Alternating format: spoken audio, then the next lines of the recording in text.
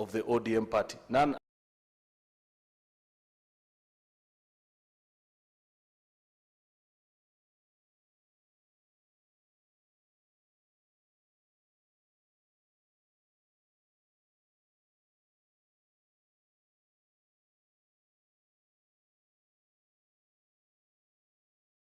other than the youth leader who is with us this afternoon in the same house with the new party leader of the ODM party, none other than the youth leader who is with us this afternoon. Senate to the world, we bring you Dr. Odinga, the best that there is at the moment, and I know, Mr. Speaker, that he will do this house and the country proud. I congratulate my leader. Thank you, Mr. Speaker.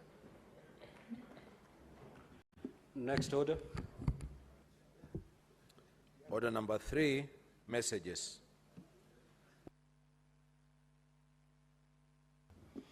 Order, honorable senators. Senator Muma, kindly take your seat.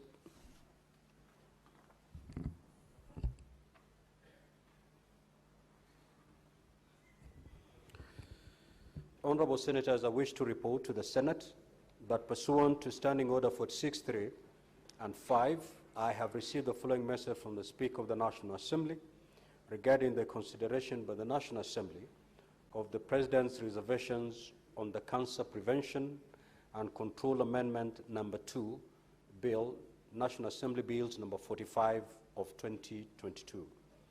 The President's reservations dated 26th of June 2025 were conveyed to the National Assembly on 1st of July 2025. The message, which is dated Wednesday 8th of October 2025, was received in the office of the Clerk of the Senate on Monday 13th of October 2025. Pursuant to Standing Order 46.5, I now report the message. Pursuant to the provisions of Standing Order 41.1, Senator for Kilifi.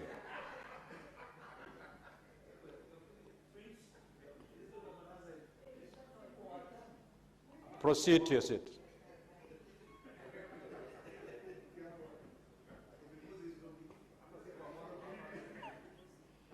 Order, honorable senators. Now, pursuant to the provisions of Standing Order 41.1 and 154 of the National Assembly Standing Orders, I hereby convey the following message from the National Assembly. Whereas the Cancer Prevention and Control Amendment number 2 Bill, National Assembly Bills number 45 of 2022, was passed by the National Assembly on the 15th of April 2024 and by the Senate on the 19th of November 2024 and referred to the President for assent. And whereas in exercise of the powers conferred under Article 115(1)(b) of the Constitution, His Excellency the President, by way of a memorandum, referred the bill back to Parliament for reconsideration and recommended the deletion of clauses 2, 3, and 4, being the substantive provisions of the bill. Further, whereas on Thursday, 25th of September 2025, the National Assembly considered and passed the bill a second time with amendments, fully accommodating the President's reservations. Now, therefore, in accordance with the provisions of Article 115 of the Constitution and Standing Order 41 of the National Assembly Standing Orders, I hereby convey the said decision of the National Assembly to the Senate. Honorable Senators, attached to the message from the National Assembly is the Presidential Memorandum in which His Excellency the President has noted his reservations and set out the proposed parts for reconsideration. In this regard, I refer the said message and memorandum to the Standing Committee on Health for consideration. The committee is required to, within 14 days, lay on the table of the Senate its report on the memorandum. I also direct that the committee tables its report on or before Wednesday, the 12th of November 2025, for consideration by the Senate. I have another message. I wish to report to the Senate that pursuant to Standing Order 46.3 and 4, I received the following message from the Speaker of the National Assembly regarding the approval by the National Assembly of the Kenya Roads Amendment number 3 Bill, National Assembly Bill number 34 of 2025. The message, dated Tuesday, 21st of October 2025, was received in the office of the Clerk of the Senate on Wednesday, 22nd October 2025, while the Senate was on recess. Pursuant to Standing Order 46.4, I now report the the message. Pursuant to the provisions of Standing Order 41-1 of the National Assembly Standing Orders, I hereby convey the following message from the National Assembly. The Kenya Roads Amendment Number 3 Bill, National Assembly Bills Number 34 of 2025, was published via Kenya Gazette Supplement Number 122 of 9th of July 2025 to provide for classification of public roads into national, trunk roads, and county roads, to vest the management of county roads under the county governments, and to allocate funds from the proceeds of the Kenya Road Maintenance Levy Fund to county governments for the maintenance, rehabilitation, and development of county roads within their respective jurisdiction. Further, whereas the National Assembly considered the bill and passed it with amendments on Tuesday, 7th of October 2025, now therefore, in accordance with the provisions of Article 110(4) of the Constitution and Standing Order 142 of the National Assembly Standing Orders, I hereby refer the bill to the Senate for consideration. Honorable Senators, pursuant to Standing Order 163, which requires that a bill which originates in the National Assembly be proceeded with by the Senate in the same manner as a bill introduced in the Senate by way of first reading, in accordance with Standing Order Number 144, I direct that the Kenya Roads Amendment Number 3, Bill, National Assembly Bill Number 34 of 2025, be read a first time at the next sitting. I thank you. Next order. Order number 4, petitions. Order number 5, papers. The Senate Majority Leader. Thank you, Mr. Speaker. I beg to lay the following papers on the table of the Senate today, Tuesday, the 28th of October, 2025. This is a report of the National Treasury, 4th Annual Report on the State of the Public-Private Partnership for the financial year 2024-2025. 2, the report of the Auditor General on the financial statements of Migori County Ward Development Fund for the year ended 30th June 2025. Mr. Speaker, I beg to lay. Next order. Order number 6, notices of motion. Order number 7, questions and statements. Statements pursuant to Standing Order 53-1. Senator for Embu County, the Honorable Alexander Mundegi.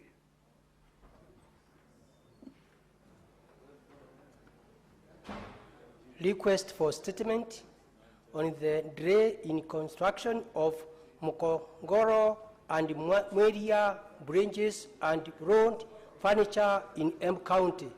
Mr. Speaker, sir, I rise pursuant to Standing Order 53-1 to check a statement from the Standing Committee on Loans, Housing and Transportation on a matter of county wind concern regarding the prolonged delay in the construction of the Mukongoro and Mweria bridges and provision of loans furniture in Embu County.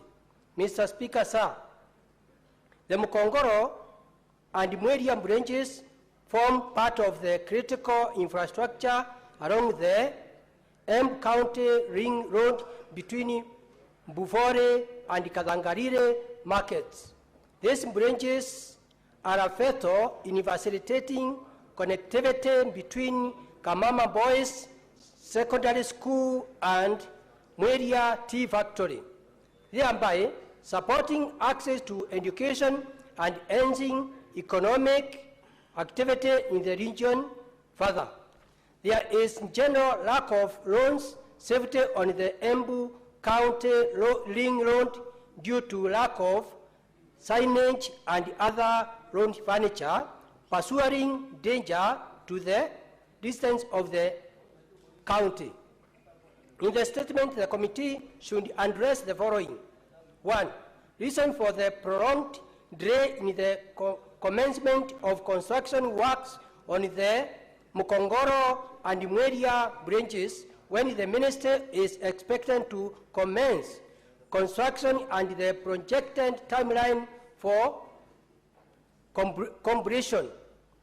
2. The total funds allocated and expanded on the construction of the branches between the financial year 2018, 2019, and 2024, 2025, and whether there is any specific budgetary allocation for the construction of the two branches in the 2025 and 2026 financial year. When the minister will commence the marking and installation of roads signs along the Embu County ring roads, particularly on the Kiritire, Siakago, Uwere, Runyenjes corridor and other sections of the ring roads network. 4. Measures in place to ensure compliance with the national roads safety standards across the Embu County roads network. Senator Dr. Alexander Munyimundigi, Embu County. Senator for Marsabit County, the Honorable Mohammed Chute. Thank you, Honorable Speaker. I have two statements to make. The first one is a report of a statement, request for a statement on the non-payment of ward officers in Marsabit County. Mr. Speaker, sir, I raise pursuant to Standing Order 53-1 regarding the prolonged non-payment of salaries and allowances to ward officers who served under the county government of Marsabit from 2017 to 2023 to date. Mr. Speaker, sir, these officers diligently performed their duties in facilitating ward-level administration, coordinating county programs, and promoting public participation across the county, yet they remain uncompensated for their service throughout the 6-year period. The affected officers continue to face severe financial hardship, with many struggling to meet basic needs such as food, housing, school fees, and medical expenses. In the statement, the committee should address the following and job categories. Number 2, Honorable Speaker, reasons for the failure to pay salaries during the said period, clarifying whether budgetary provisions were made for these officers. Number 3, whether the county government of Marsabit received its equitable share of revenue allocation from the National Treasury for the religious, and if so, explain why these officers were not paid to date. Number 4, the steps taken by the county government to resolve this long-standing issue, outlining the times for the settlement of all outstanding arrears and the measures being put in place to prevent recurrence of such prolonged salary delays or non-payment of county staff in future. Honorable Speaker, my second statement reads, request for statement on the award of tender of Kenya's participation at the Osaka 2025 Expo.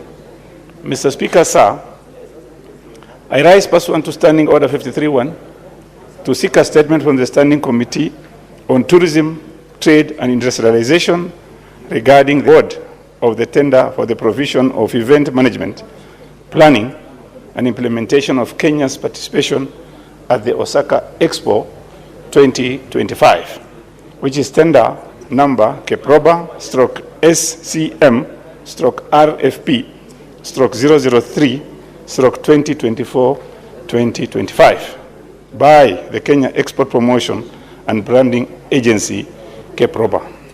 In the statement, the committee should address the following. 1, details on when the tender for Kenya participation at the Osaka 2025 Expo was advertised, the total number of firms that applied, how many were shortlisted, and how many proceeded to financial evaluation stage.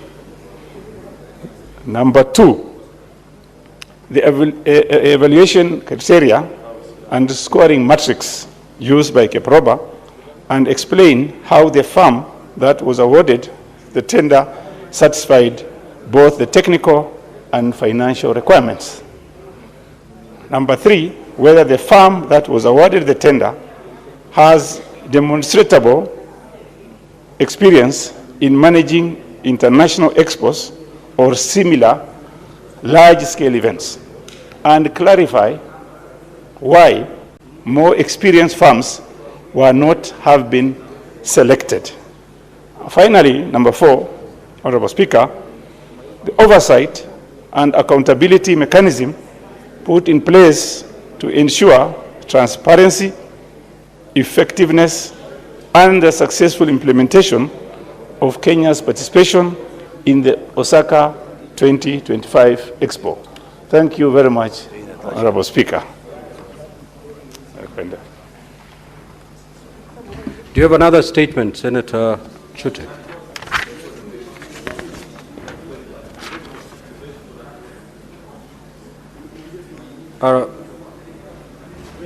Senator for Siaya County, the Honorable Oburu Odinga.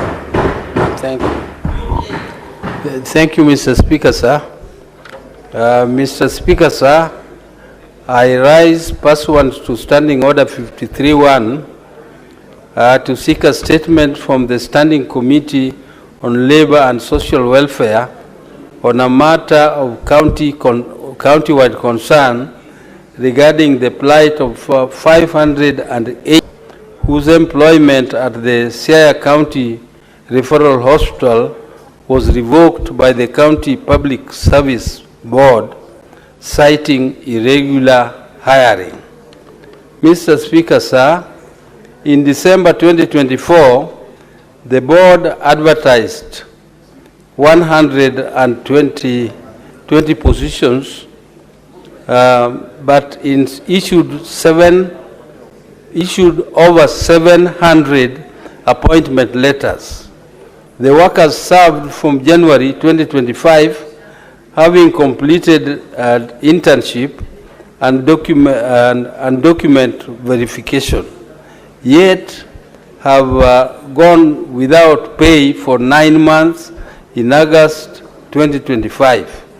They were informed 580 of them were irregularly employed and that their names were missing from the county payroll. In the statement, the committee should address the following: circumstances under which employment of 580 out of 700 health workers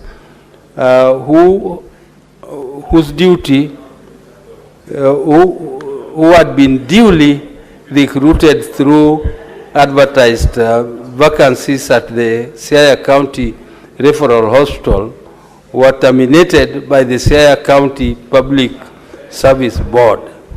2, details of the affected workers and their respective stations of deployment prior to their termination. 3, measures in place to regularize their employment. Consider engagement of workers for more than 3 months continuously is deemed to confer permanent employment status. 4, timelines within which the affected health workers will be compensated for the period they served, which was more than 9 months. Mr. Speaker, sir, I rest my case. Thank you.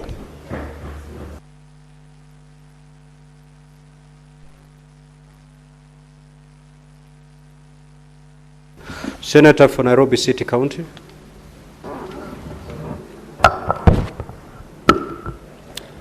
Thank you, Honorable Speaker. I rise pursuant to Standing Order 53-1 to seek a statement from the Standing Committee on National Security, Defense and Foreign Relations on a matter of national concern regarding deaths and injuries sustained by some members of the public during the public viewing of the late Right Honorable Raila Odinga's body at both the Moi International Sports Center, Kasarani, and the Nyayo National Stadium on 16th and 17th October, respectively. Mr. Speaker, the majority of these deaths arose from acts of police action against unarmed civilians and need urgent investigative and remedial action. A few others were occasioned by stampedes caused by the said police action. It is unfortunate, Honorable Speaker, that even after years of Right Honorable Odinga having to live under a cloud of state brutality and torture, his own funeral was turned into a theater of more brutality against unarmed citizens, leading to the unnecessary deaths. The silence over these deaths and the acts of police brutality has been characteristically loud, yet the families have been sent into double mourning for their own and that of the Right Honorable Odinga. In the statement, the committee should address the following. Number one, the exact number of deaths and injuries arising from the events at both stadiums during the funeral ceremonies, detailing the cause of death in each case, and where police bullets were the cause, the progress of investigations to establish culpability for immediate prosecution. Secondly, measures in place to ensure that compensation for deaths and injuries from the two stated days will be extended to the families of the departed. I thank you, Honourable Speaker. There is a statement pursuant to Standing Order 52-1 by the Senator for Nairobi City County. Kindly proceed to read the approved version. First of all, thank you so much, Honourable Speaker, and for the indulgence, because as the House is aware, on the day when there was a special sitting to mourn the late Raila Odinga, I was not in the House because I was amongst those who had been tasked to travel to India to bring back his remains. And let me thank all the colleagues and the majority leaders especially who convened very quickly the House to mourn this great leader. Honourable Speaker, I rise pursuant to Standing Order 52-1 to make a statement of global concern, namely the sudden passing of the former Prime Minister of the Republic of Kenya and ODM party leader, the Right Honourable Raila Odinga, on Wednesday, 15th October 2025. The entire nation received the news with shock and dismay.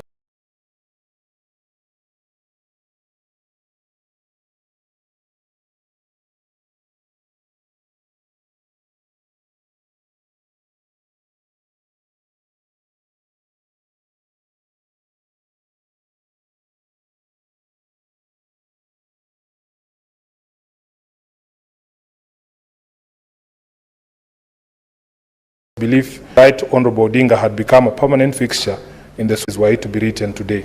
The sense of loss that we feel is both deeply personal and profoundly shocking.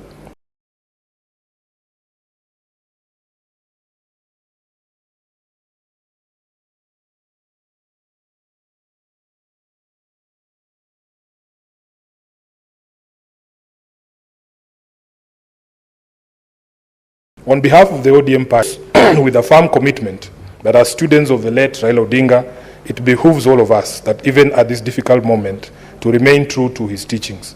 Mr. Speaker, allow me to acknowledge that the late Raila Odinga taught us everything: how to fight for justice and freedom, how to build bridges across ethnic and political divides, how to remain true to ideals and conviction, as well as how to sustain a big political movement in the face of constant adversarial pressure from political foes.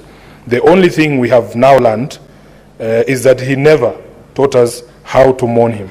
Admittedly, therefore, we may have fallen short of his standards and threshold during this mourning period, sometimes seeming to pull in different directions, while most often caught up in the evident confusion and emotional blur that accompanied the public outpouring of grief following the death of our beloved leader.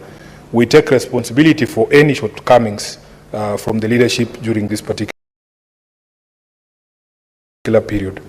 The Senate of the Republic of Kenya must certainly be aware of the role that the late Honourable Odinga played in its conception, in the long journey of constitutionalism and the new constitutional order, especially with regard to the evolution and the growth of parliamentary democracy. No one played a bigger role than the former Prime Minister. In the birth of the 2010 Constitution, which restored the bicameral parliament in this country, reference to Right Honourable Odinga as a father of devolution was not without cause, for everyone acknowledged that his vision, foresight and consistency brought towards a better constitution ensured we are all here today. Individually and collectively, we owe the departed Prime Minister a debt of gratitude. His place in the nation's history and in the world as a leading international statesman is guaranteed forever. Be that as it may, Mr. Speaker, this period has also opened our eyes to the sheer popularity that the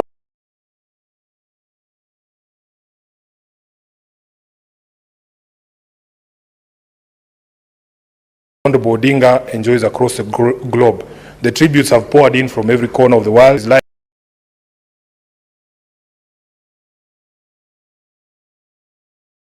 have been quite touching, some of them quite creative, like the clip of Tanzanian youth jumping into the sea while holding celebratory placards, or random travelers breaking into renditions of the late Odinga's favorite tune, Jamaican Farewell, by Harry Belafonte.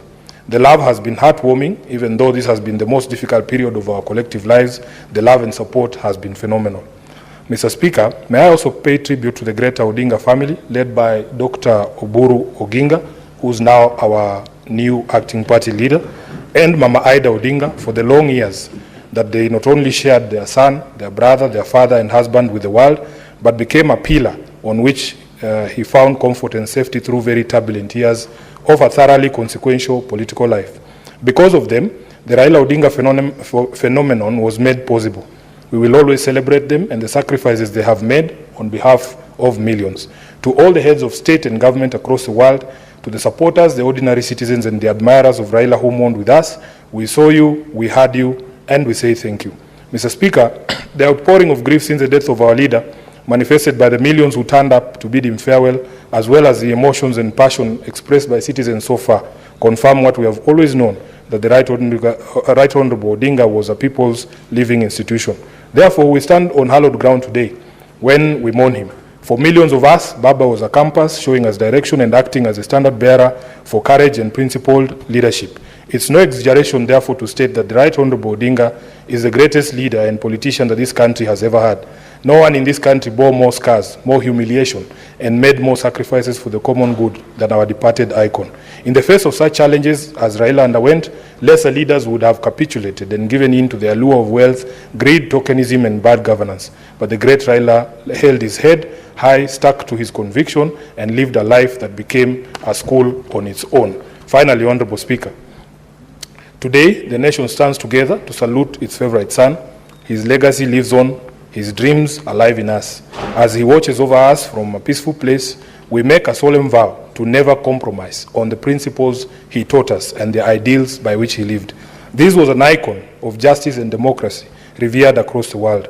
I am privileged, Honorable Speaker, to have known and worked with him. It has been the greatest honor of my life to serve at the feet of the enigmatic Raila Amolo Odinga. May he rest well. Thank you, Honorable Speaker.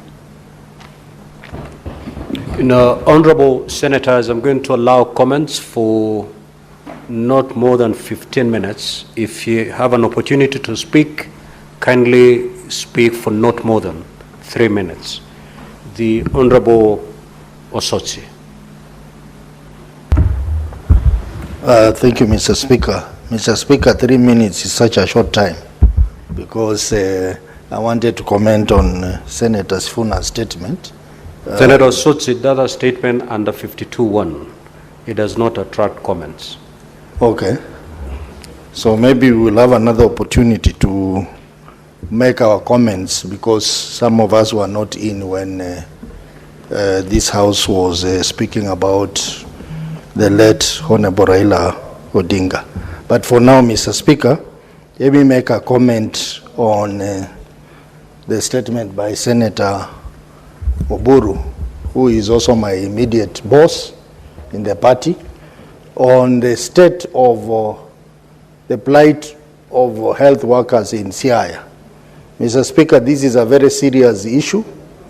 I have been following that issue very keenly because I know we have a similar situation in my county where the plight of health workers is never taken seriously.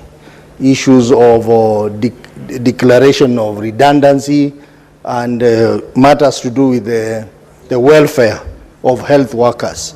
This is a matter that is very grave, Mr. Speaker, and I hope the Committee of Health will take it very seriously. And probably they need to extend their inquiries beyond Siaya to look at counties like Vihiga, which has been having perennial challenges around the welfare and the interest of health workers, because health is an important function in our counties, And I think it's important that those who are managing health workers at whatever level, their interest or their welfare be taken very, very seriously. Unlike what we see in our various counties, where there is deteriorating quality of health services in our health facilities, largely because of the way health workers are treated.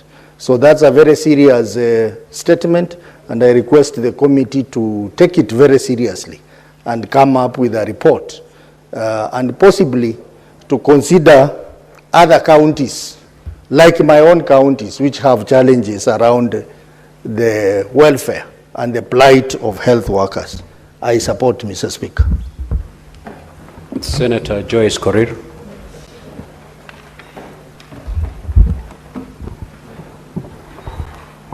Yeah, thank you very much, Honorable Speaker, for giving me this chance.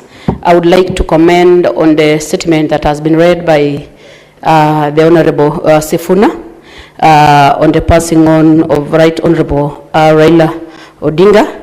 Honorable Senator Joyce, you cannot do that. Okay.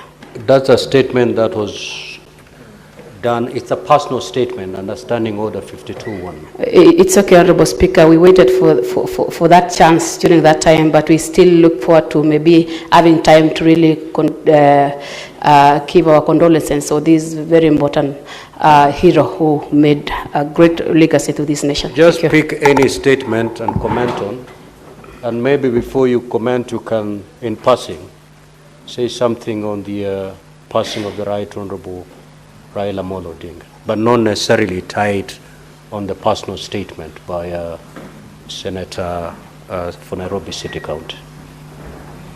Senator for Kilifi County, Senator Stewart Mazayo.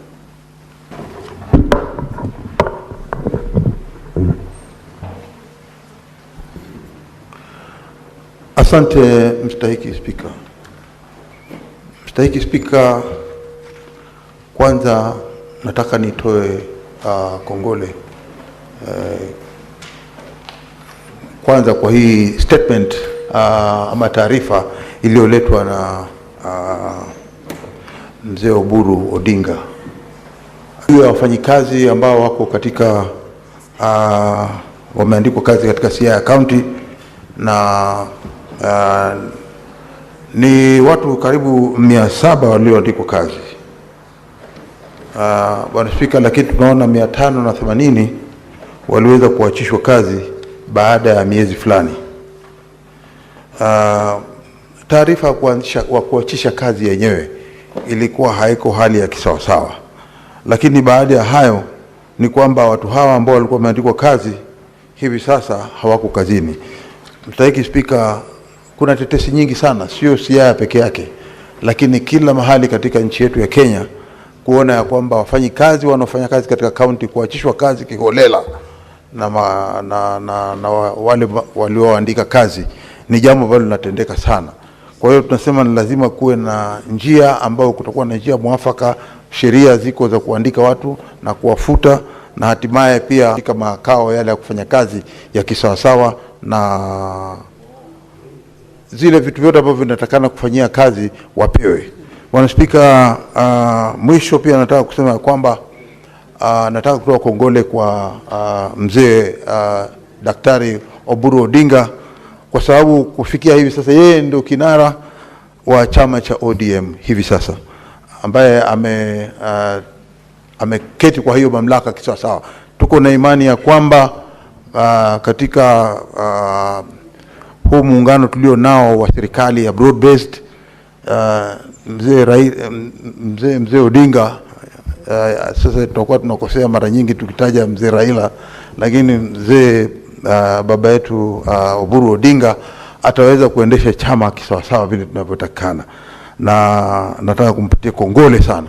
Vile vile nataka kupeana rambirambi zangu, si rambirambi lakini kuwaweka mbele ya Mwenyezi Mungu familia ya mzee Odinga, baba Raila, iliyo na mama sasa, mama Ida, na watoto na wengineo. Tunaweza kuweka mbele ya Mwenyezi Mungu kuwaombea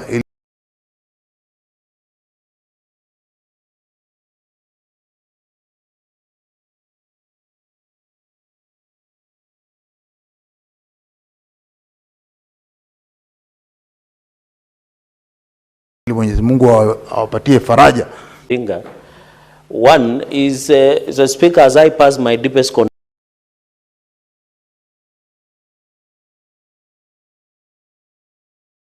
condolences to the families that have lost their loved ones. There is a section of police officers who are rogue, that they must have returns of killing Kenyans through taxpayers' bullets. Because, Mr. Speaker, and yet we have another incompetent independent policing oversight authority, IPOA. Even in Kimwani area, Mr. Speaker, where 2 of my people were killed, IPOA has done absolutely nothing to date. And they even went ahead and even shot a motorbike. 6 bullets, Mr. Speaker. Why would you shoot a motorbike? For what purpose, Mr. Speaker? You know, it is very unfortunate that IPOA, which we give a lot of resources, has not arrested in an open and shut case in Kimwani area in Tindred, let alone Angata Baragoi. Now we have here in Kasarani Stadium, Mr. Speaker. And the sad reality is the Minister of Interior was present in stadium, running around like a headless chicken. He could not even plan, Mr. Speaker, to ensure we have a proper security in the high stake of public viewing of Right Honorable Prime Minister, Mr. Speaker.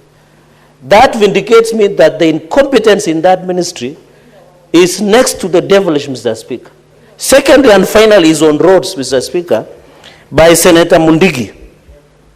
Mr. Speaker, there is so much rains, we thank God for it. It is very unfortunate that Kura, which are unconstitutional bodies, continue to let us down. Mr. Speaker, for me, where I come from, Nandi, our roads are in sorry state. From the county roads called FIDA, to the ones managed by Kera, to the ones managed by Kura. Mr. Speaker, I think it is a high time that we dismantle both Kera and Kura and allow Kenya because of the international highways, Mr. Speaker, so that we can sort out once and for all, Mr. Speaker. It is very unfortunate. Now Kera is not functional. Kura is not functional. My governor is very incompetent. Even his own road that goes to his house is not fixed. Mr. Speaker, this is very sad. Very tragic, Mr. Speaker. It is very sad. Finally, let me congratulate and wish well my party youth leader, Senator Odinga. We went to his home, Mr. Speaker, on behalf of all of us. Some of us drove almost 80 bulls to signify our broad further engagement into broad-based. I want to thank you for taking a stand that we'll work together through a better broad-based government. And I know, sir, courtesy of your... Senator Mwenyehaji Faki. Senator Faki. Asante ya kuweza kuchangia taarifa kuhusiana na kupoteza kwa maisha kwa waombolezaji siku ambapo mwenda zake kiongozi wa chama chetu cha ODM Raila Amolo Odinga alipoletwa katika uwanja wa Kasarani. Mheshimiwa Spika, ilikuwa ni masikitiko kwamba tuliweza kupoteza watu siku ile ambayo ilikuwa ni siku kubwa ya huzuni kwa nchi yetu ya Kenya. Mheshimiwa Spika, japokuwa hatuwezi kuwaekea kidole cha lawama polisi, lakini ni wazi kwamba walikuwa hawajakuwa tayari kuweza kukabiliana na ile siku ilivyokuwa imekuja kwa sababu ya mambo yalivyokuwa kwa siku hiyo. Mheshimiwa Spika, ikumbuke kwamba ilikuwa ni mambo ya ghafla, kwa hivyo sidhani kama walikuwa wameweza kujiandaa, lakini vyovyote vile ni kwamba tuliweza kupoteza watu katika hali ambazo si za kisawasawa kisheria. Mheshimiwa Spika, kwa hivyo ipo haja ya polisi wetu kupewa mafunzo ambayo yataweza kuwasaidia kukabiliana na mambo kama haya kwa siku za usoni, kwa sababu tumeona kwamba kuna mapungufu katika vile ambavyo waliweza kujipanga na kuweza kutekeleza ile shughuli ambayo ilikuwa pale. Mheshimiwa Spika, pia nichukue fursa hii kutoa rambirambi zangu kwa familia ya mwenda zake Raila Amolo Odinga ikiongozwa na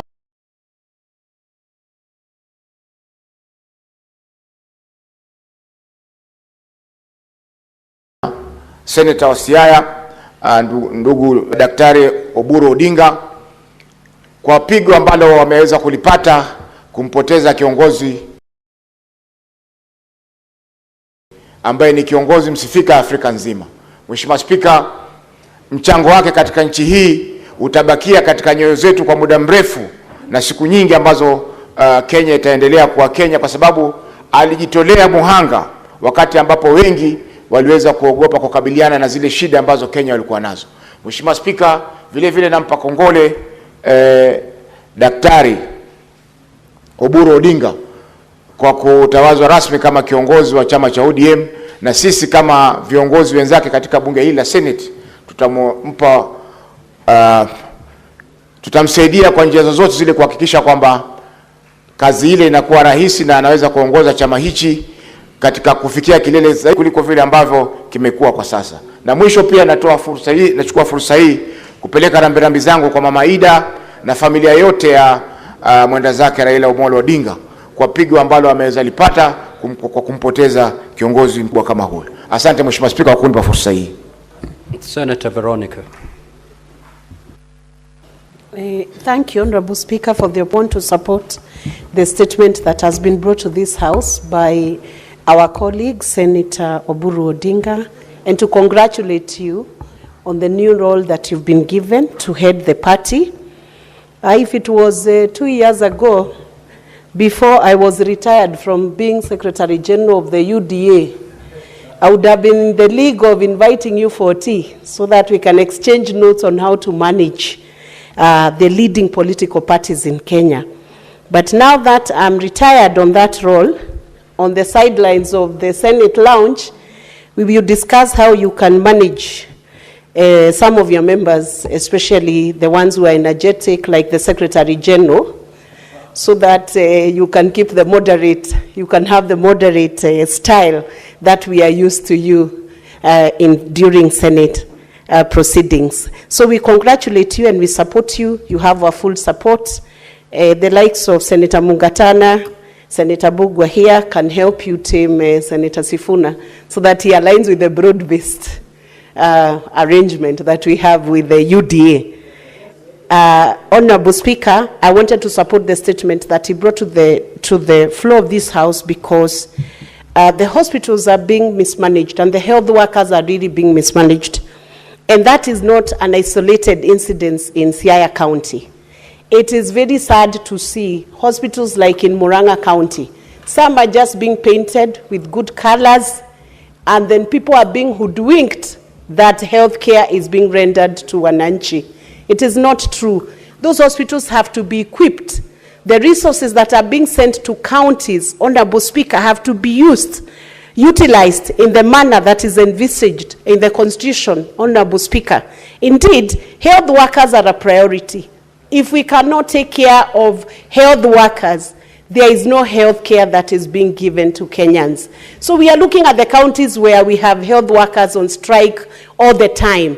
And I'm looking at Kiambu County. It was a big shame to read the number of infants who have died in Kiambu County hospitals on account of health workers being on strike. It was even more shameful for Kiambu County to respond and say that it's not 150 infants who have died, to respond and say that it's about 68 or I don't know, 86.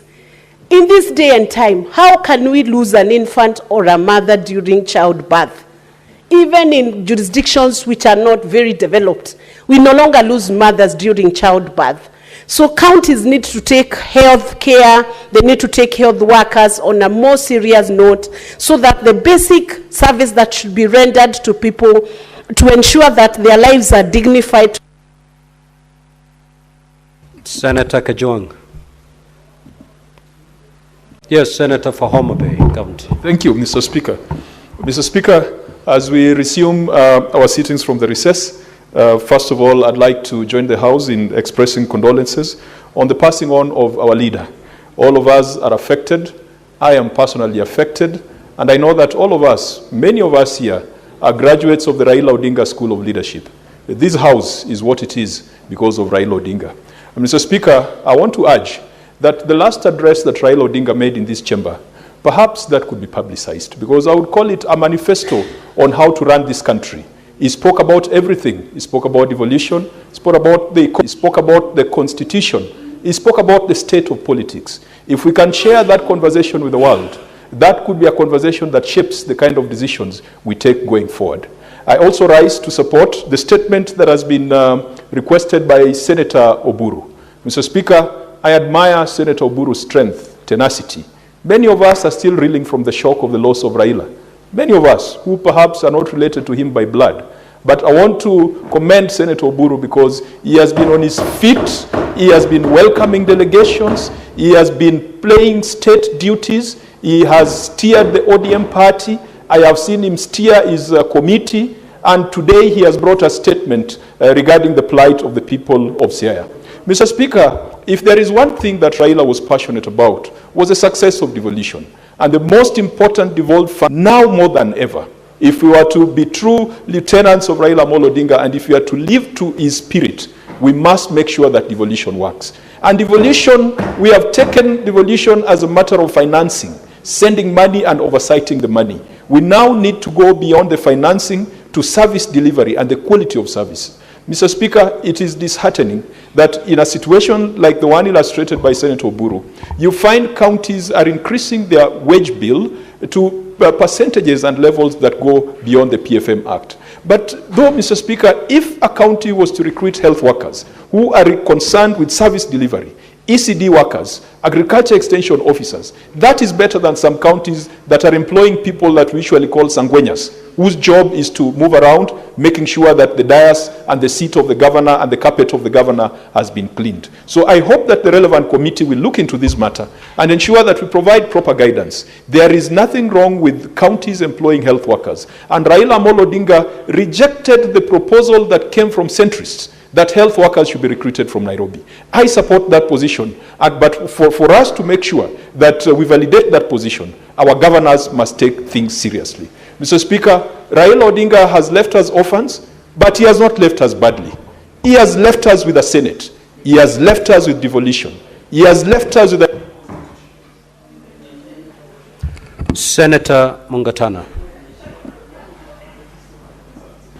Thank you, Mr. Speaker, for giving me the floor. Mr. Speaker, I wanted to comment on the statement on the deaths that occurred the day the Honorable Raila Odinga was brought to Nairobi. Mr. Speaker, there are allegations that some of the people who lost their lives there lost their lives as a result of direct ineptitude from the police and misuse of firearms. Mr. Speaker, I want to join with colleagues who say something needs to be done about the training of police officers in the use of firearms. Mr. Speaker, in Tana River County on 18th October, while we were on recess, a mere simple incident of just effecting arrest in Peponi village in Muina location, just effecting arrest on Mr. Maulid, the police fire a bullet and somebody dies. I mean, you are two officers and you have gone to arrest. Why would someone die under such circumstances and a bullet is found there? Mr. Speaker, there is a problem. Our police officers are handling firearms and something needs to be done. I want to take the floor also to say the DCI must act quickly on that particular case in Muina, and the IPOA must also do something quickly, because the people of Tana River are also asking the question, what is happening to our police officers? How can you kill someone when you have set out to just effect an arrest? How do you do that, Mr. Speaker? So, Mr. Speaker, I want to join with those who say something needs to be done about police officers and how they are mishandling firearms. I thank you, Mr. Speaker. Senator Olekena. Thank you, Mr. Speaker. Mr. Speaker, I rise to contribute on this statement by the youth leader, the now acting chairperson, party leader of my party. Mr. Speaker, this statement is quite troubling in the sense that we as representatives here expect to make it easy for people who go to school to be employed. But we find ourselves in a situation where our parents have sold everything, their cows, they sell their land, so that they can send young people to be able to go and learn on how to become doctors. Then a county government employs them, but not really employs them, absorbs them as interns, 580 of them. And then after some time they are told you've been employed, you've worked without being paid anything, now you can go out there. Why should we then be pushing for people to go to school? Yet once they graduate from school, they don't get any jobs. Mr. Speaker, this is a statement that should make us think. The distinguished senator from Siaya has really awoken a spirit in me that says that we have to figure out whether we maintain counties as just employment hubs or whether we now figure out on where to get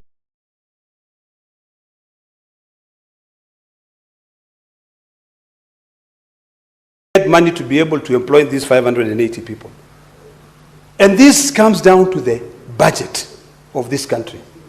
Mr. Speaker, what I would like the Labour Committee to also investigate when they are looking at this committee, this statement brought by the youth leader, is whether that county budgeted anything for interns and whether the national government, the amount of money that is kept in the Ministry of Health, because the budget of the Ministry of Health is almost 5 times the amount of money that goes to about 6 counties in this country.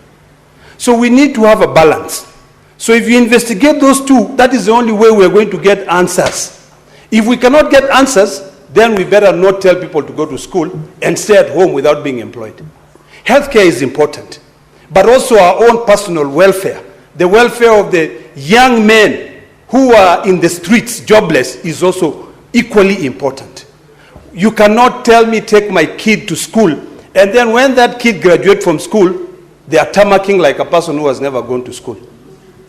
You know, this is a balance that we have to create. So, Mr. Speaker, I support this statement.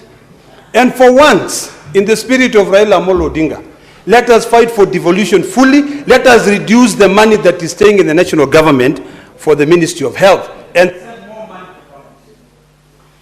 Senator Mundigi.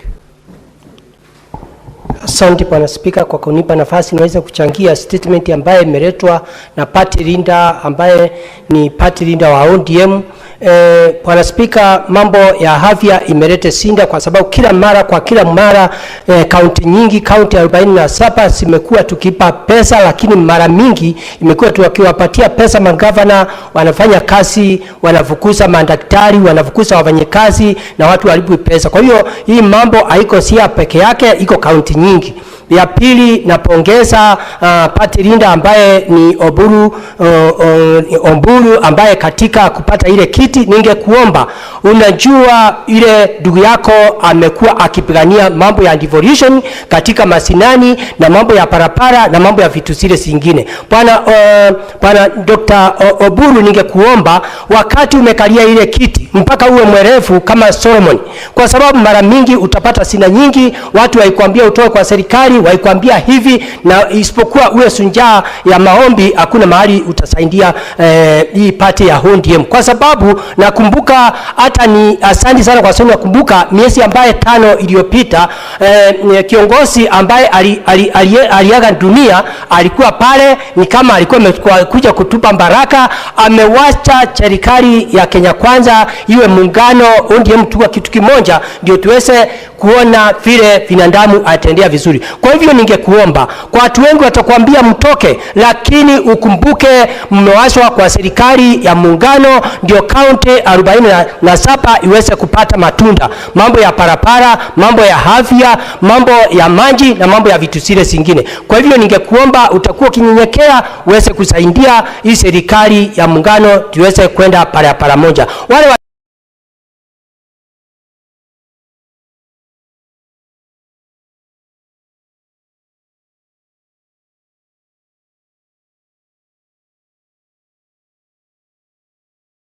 atalete maneno haifai ni afadhali. And the Public Appointments County Assemblies Approval Act and for connected purposes.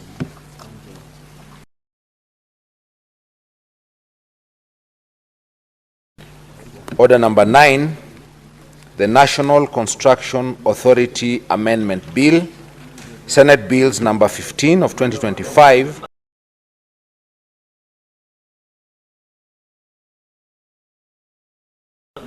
First reading. A bill for an act and for connected purposes.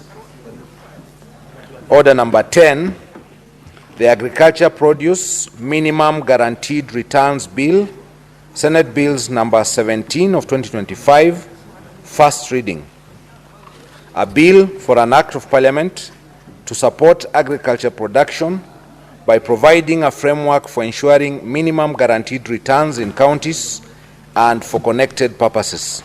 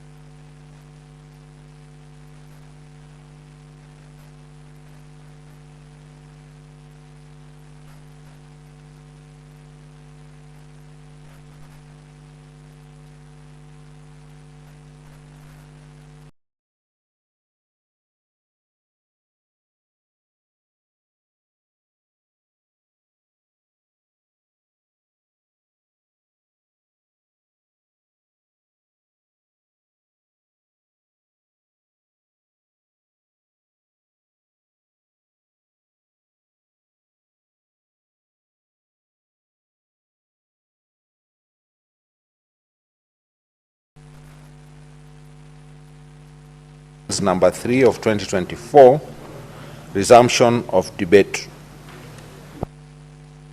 Now, when debate was interrupted on Wednesday, 8th of October 2025, the Senator for Nairobi City County was on the floor and you had 15 minutes. You may proceed.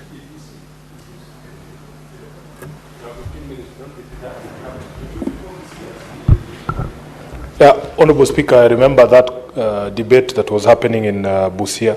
I wish to forfeit my remaining time because I think the points that I wanted to make on that particular bill had been made. Thank you, Honorable Speaker. Senator Aaron Cheriot, the Senate Majority Leader.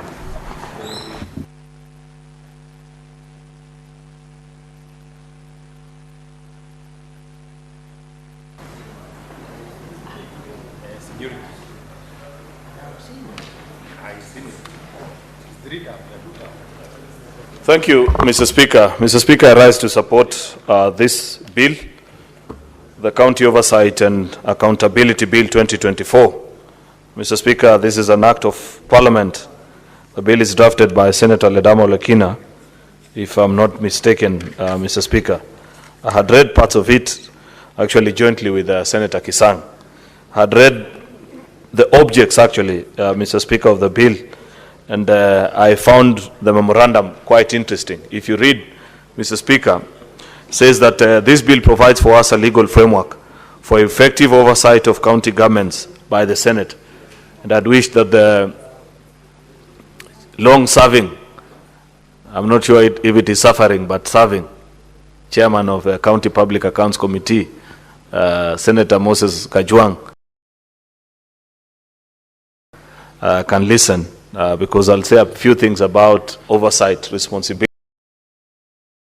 on individual counties and why I feel that perhaps there is need for a change in approach, Mr. Speaker, on how we carry out that particular mandate. But I congratulate these two colleagues of mine who have taken time to read the 2010 Constitution and appreciate, Mr. Speaker, that as a Senate we've been tasked with the responsibility of oversighting national revenue that is allocated to county governments. Moreover, under the concept of devolution and principles of public finance,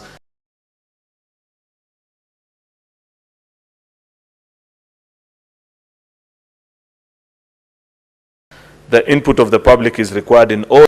This bill provides a mechanism on how to oversight over county budgets and therefore gives effect to the powers of our founding constitutional article, Mr. Speaker, which is Article 96 of our Constitution, 174 and 201 as well. The three most distinct and prideful placed constitutional articles to us as senators, Mr. Speaker. Therefore, this bill handles preliminary matters, which includes the guiding principle that guides senatorial oversight. Mr. Speaker, there have been debates in this House. If you read the records of this House over the years, Senator Madzayo, who's one of the longest serving colleagues in this House, Mr. Speaker, will tell you that positions have shifted and members are prevaricated depending on the position that I hold. There are governors that I watch nowadays, Mr. Speaker, and hear their thoughts about the Senate and its duties. And I recall the things I used to hear them say on this floor when they were senators, Mr. Speaker. There are also equally senators that I hear on this floor, Mr. Speaker, because we've now gone full circle, Mr. Speaker. I think all that is left now, Mr. Speaker, is for a senator to be an MCA. Otherwise, though actually, if you, that has happened actually, Mr. Speaker, because I've remembered our departed colleague, Senator Godliver Omondi, who served with us in this House, but went ahead to serve in the subsequent session as a member of the County Assembly in Vihiga County, elected on the ODM party.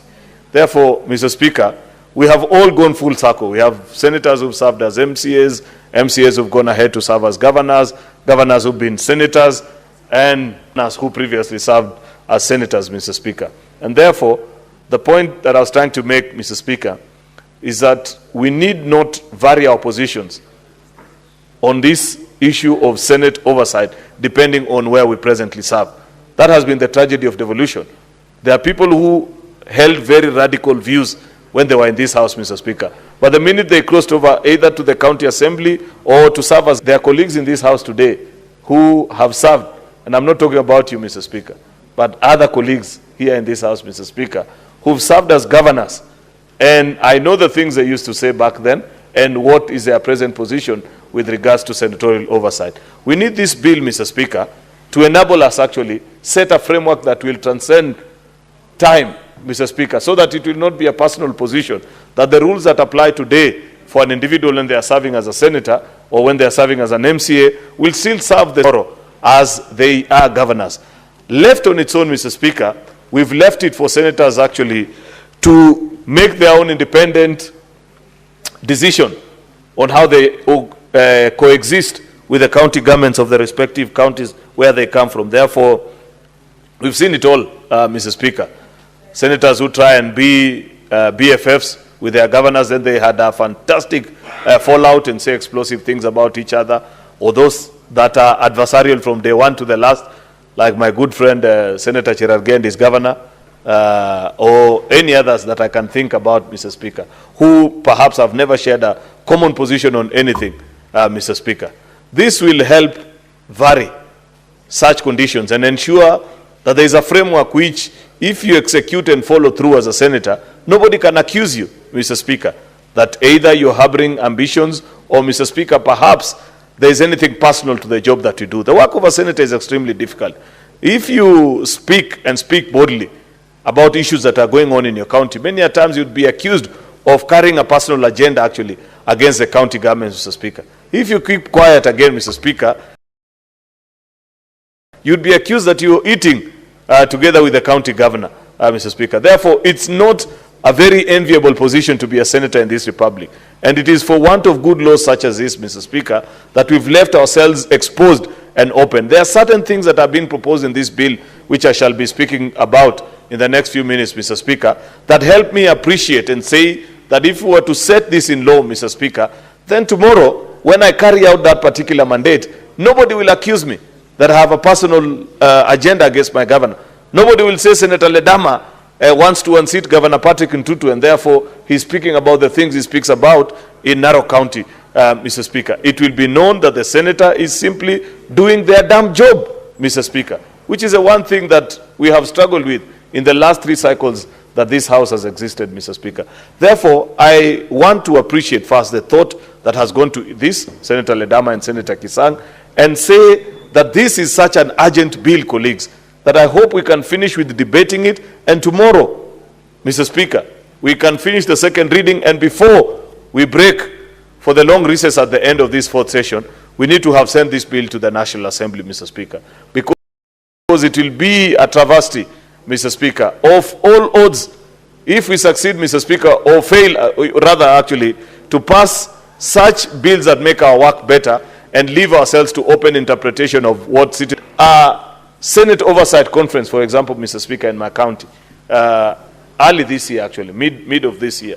And I brought delegates from all the 30 wards that exist in my own county, Mr. Speaker, where I presented to them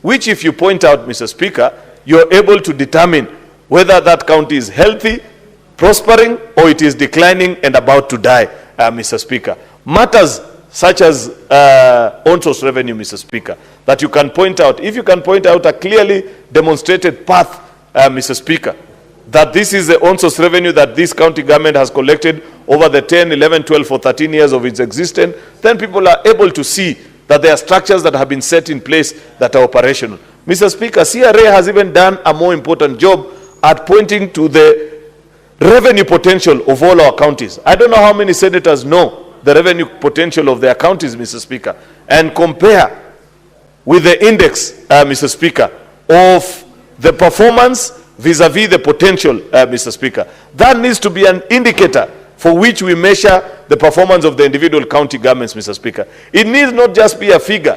Mr. Speaker, and you know, in these days of SHA, thanks to SHA, Mr. Speaker, many county governors are actually combining the facility improvement fee together with on-source revenue that they have generated to appear as if they have collected significant amount of funds, Mr. Speaker. And therefore, that's why you're seeing a flashy figure everywhere.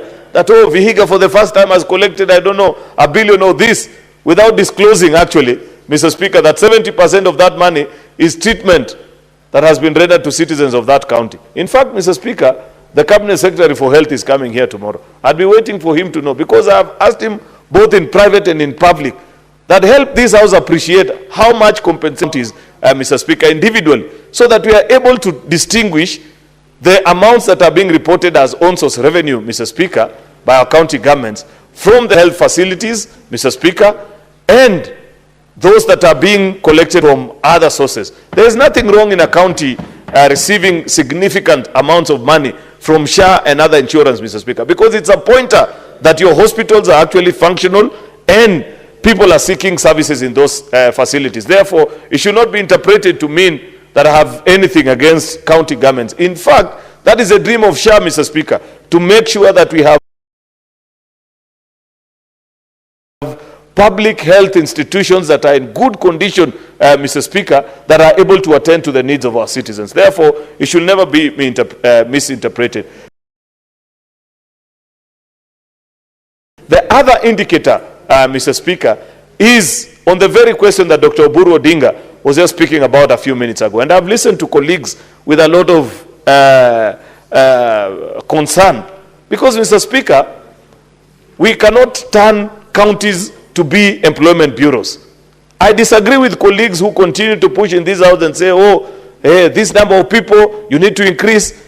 At the end of the day, finance is about figures. Most of public finance. It's not a romantic story that you tell and say, I have employed 10,000 people.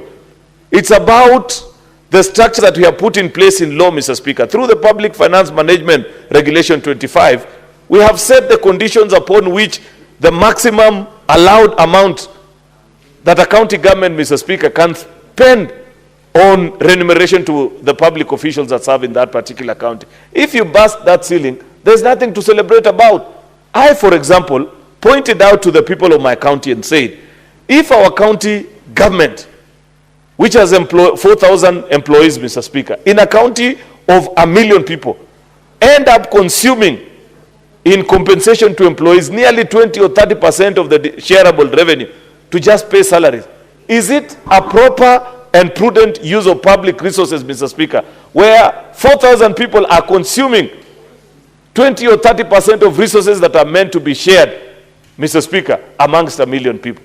That is a question that we must answer as this House. We must balance the needs, Mr. Speaker. If you feel that as a county government, you need to employ more ECD teachers, more doctors, then the prudent thing is to see where do you counterbalance that number with.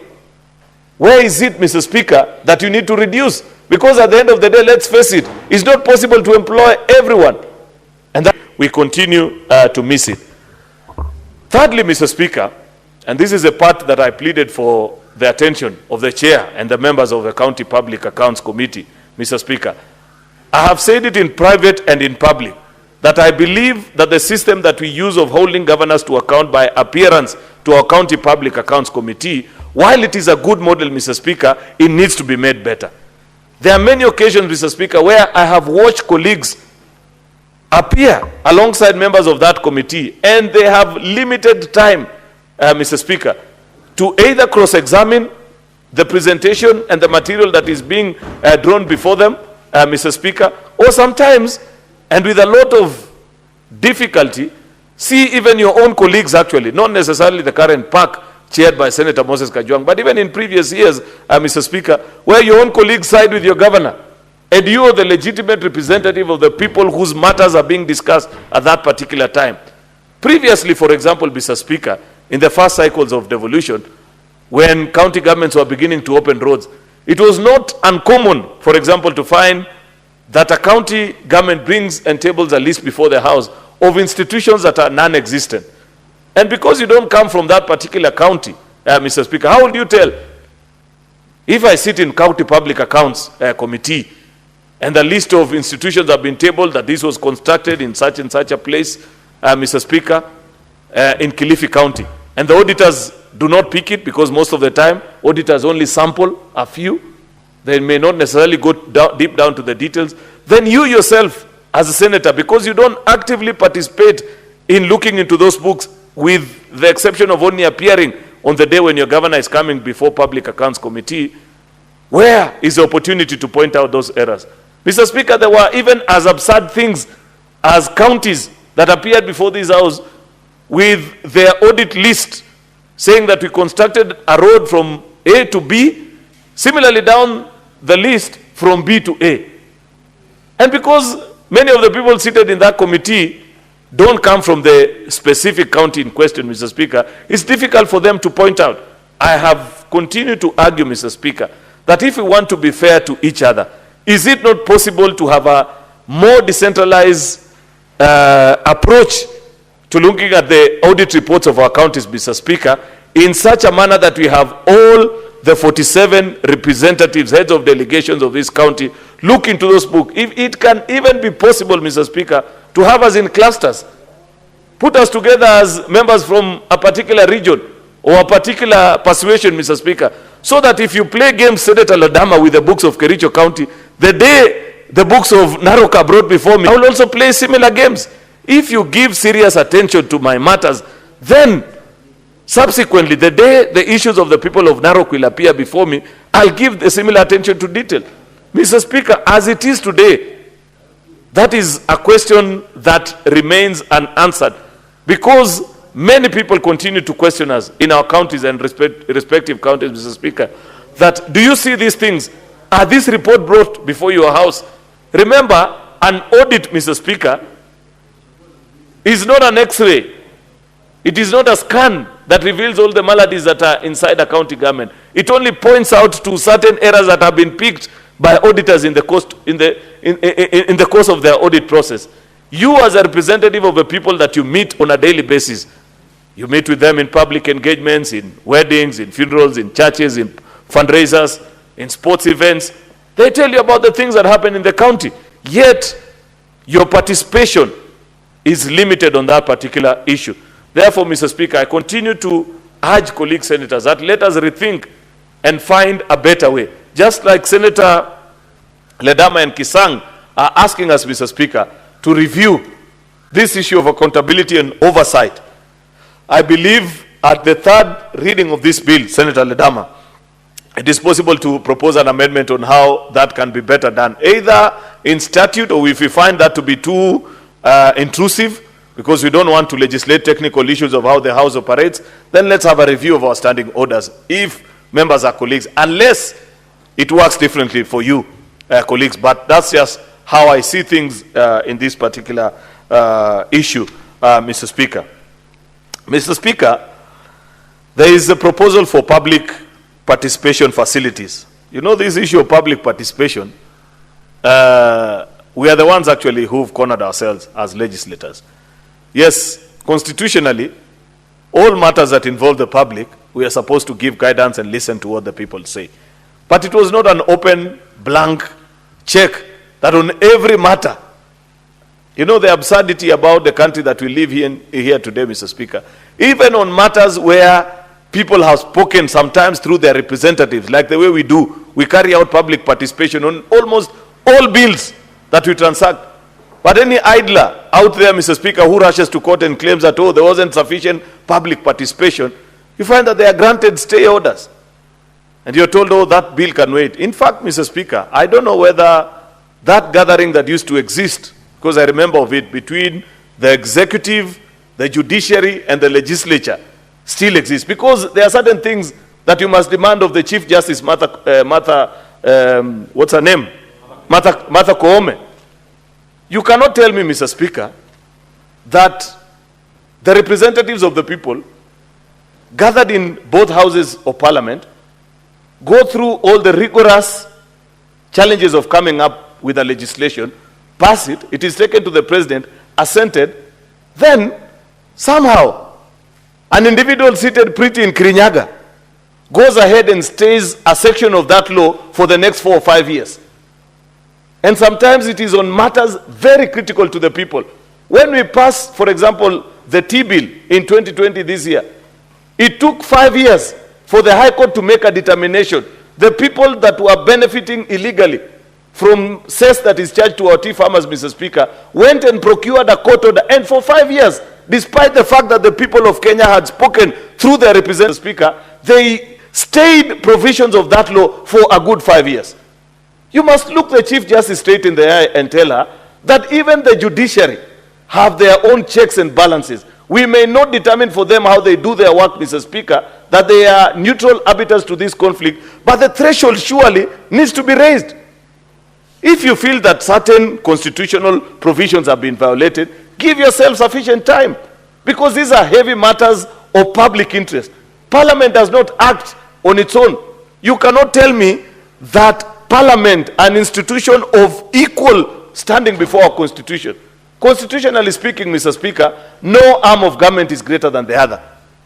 You cannot say the executive is greater than the judiciary or judiciary is greater than Parliament. Once a matter has been treated and has gone through all the procedures of one arm of government, the judicial restraint, Mr. Speaker, must be exercised when looking on those particular matters. It cannot be, Mr. Speaker, that it is easier to procure and just ensure that you have a stay order against a certain provision of law that exists in perpetuity, 4 years, 5 years, 3 years.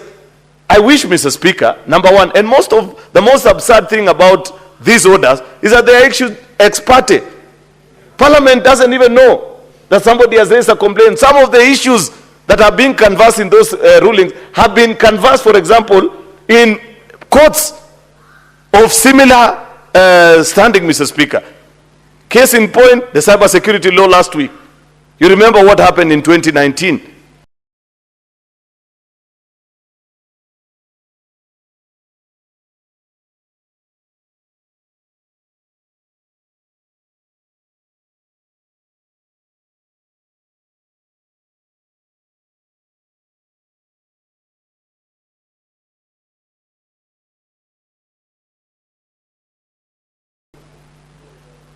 Parliament passed that particular law. Of the law. What is the standard upon which, Mr. Speaker, a court of law can stay provisions of law that have gone through a parliamentary process, and for how long, Mr. Speaker? Because two things are important. One, determination on at what level. Two, To what period of time? If you are staying it for 30 days, Mr. Speaker, and you're saying there's a risk that certain people, their rights will be trampled upon if this law is enacted and acted upon immediately, and you're saying that we are staying it for 30, 40 days, Mr. Speaker, we'd have that conversation. But the practice nowadays, Mr. Speaker, is that people know, because these orders are issued ex parte, and many of them, because Parliament itself has no pecuniary interest other than public interest, Mr. Speaker, even how we process, Mr. Speaker, our appeal to those positions, it takes longer than usual. I don't want to spend a lot of time on that particular matter, because it was not the main reason why I rose to speak about this bill.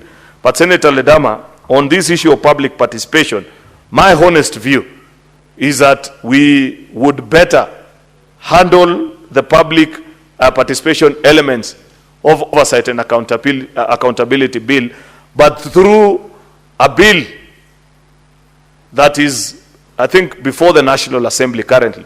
And I have seen, because I want to believe that the Speaker consented that that bill actually must come here. We tried last term, we never succeeded, but because we are the adults in the room most of the time, if our colleagues in the other house conclude on that particular bill and send it, I believe that the country actually deserves a law on public participation. I know many times, including even in the last decision of the Senate versus the National Assembly in the Supreme Court, Parliament has been fingered actually and asked that, can you consider passing this legislation so that the House, so that we are not accused actually of leaving out members of the public in considering the matters that come before us. Mr. Speaker, that's all that I wish to say about this particular bill. The two things that I feel need to be considered, especially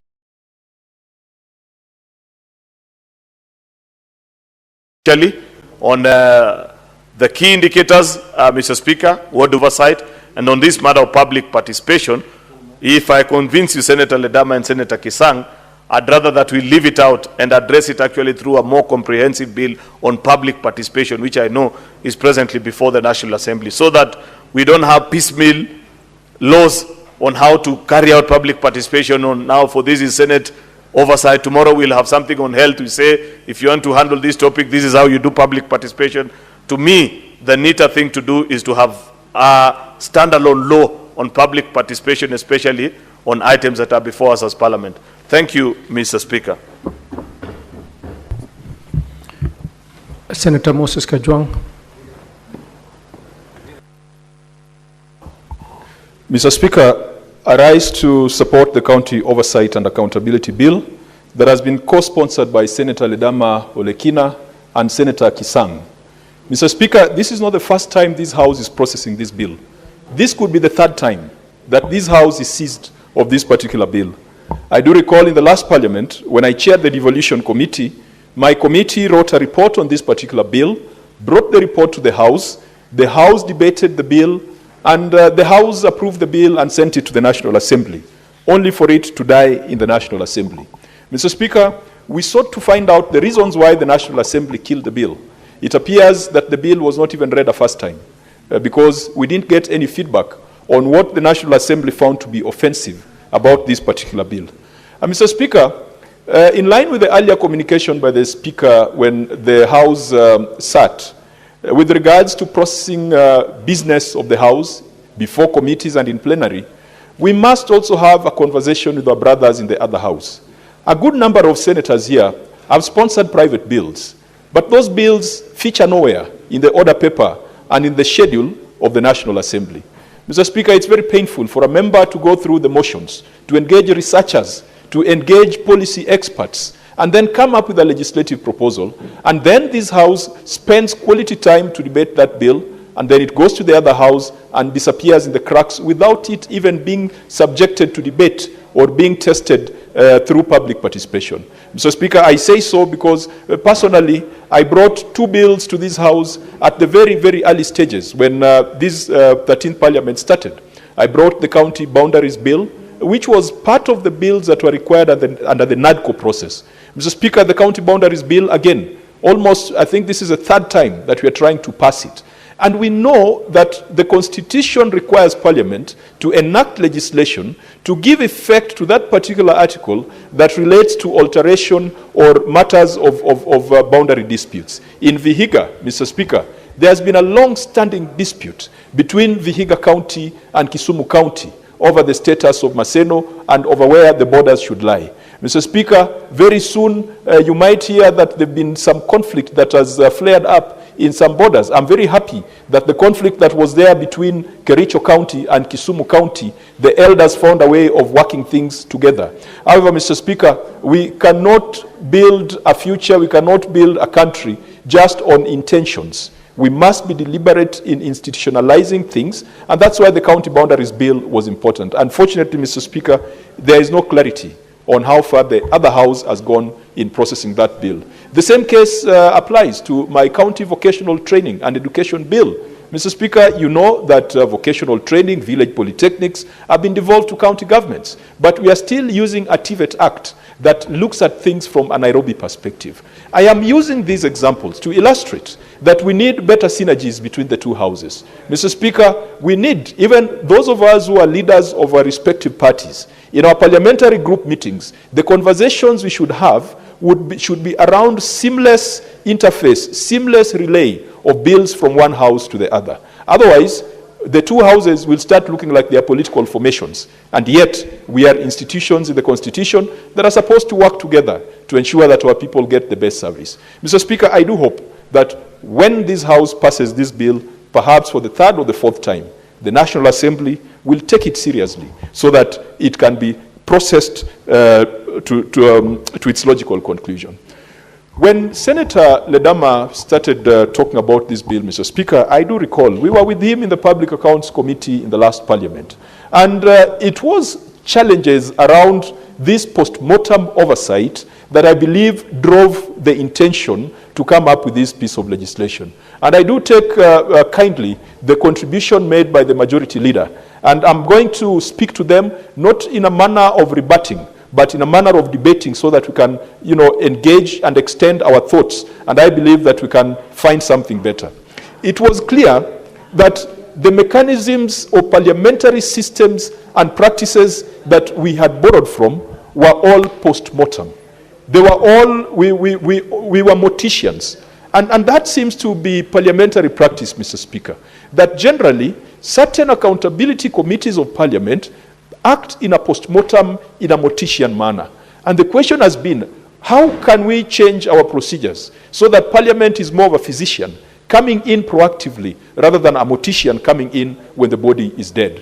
And so, Mr. Speaker, this House toyed with a number of initiatives to ensure that senators individually and collectively had the resources, had the power, and had the statutory, power to go out and carry oversight. Mr. Speaker, part of the earlier interventions, I do recall the then Senator Kiraitu Murungi, the senator for Meru at that time, made a proposal that why don't we make an amendment to the Parliamentary Service Commission Act so that we can have subcommittees of the Parliamentary Service Commission, one that looks at matters and interests of the Senate, and another one that looks at matters and interests of the National Assembly. Unfortunately, Mr. Speaker, that proposal did not see the light of day. We went ahead and attempted to come up with regulations under the PFM Act to ensure that there was some support, there was some allocation for senators to carry out proactive oversight. The argument then, Mr. Speaker, was that when you employ somebody to deliver a duty, you have an obligation to provide them with the tools of trade. You cannot employ a teacher, expect the teacher to teach your children, and expect the same teacher to buy the chalk that they are going to use to teach those children.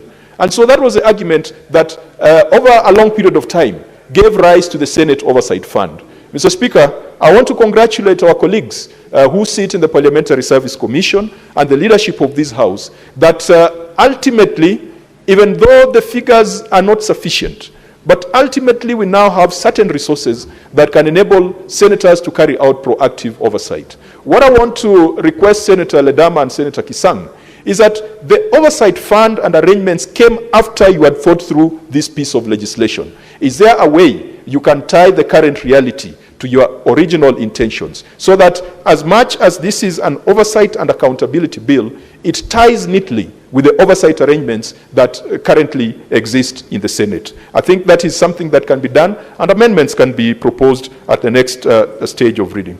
Mr. Speaker, another contentious matter in this bill that we have looked at previously is a proposal that every county should, when this matter came before my committee and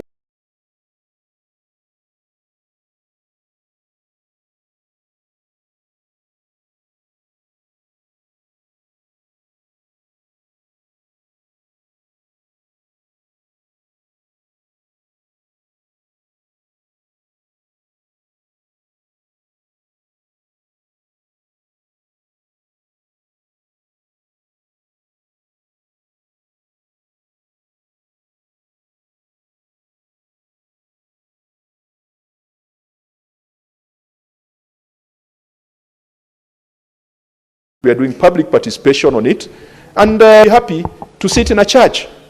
In some areas, people would be happy to sit in a CDF hall, and so making it mandatory for every in a CDF hall, and so making it mandatory for every county.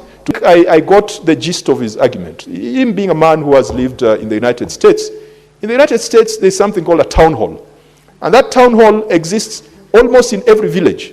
In fact, the model of administration in many of the areas where we are drawing our version of civilization from, you would find that every local community, there would be a church, there would be a post office, there would be a town hall, of course there would be a school, of course there would be a hospital, and if it was British, there would be a pub. Because those are areas that they form the soul and the spirit of a town, a city, or a village. And so perhaps what Senator Ledama is advancing is that we must have the equivalence of town halls, public spaces that are not owned by anybody but owned by the same members of public, which then can be used as impartial fora and impartial places for public participation. If that is the intention, Mr. Speaker, I do support that we must make sure that our counties, there is a town hall in every county, and to the greatest extent possible, we provide facilities at the ward level. Of course, we must also ask ourselves the question whether we have built enough hospitals, we have built enough ECD centers, whether we have built enough youth polytechnics, and some of these public participation facilities perhaps can be located or situated within some of these facilities. Mr. Speaker, on the issue of oversight, and the Majority Leader has given his manifesto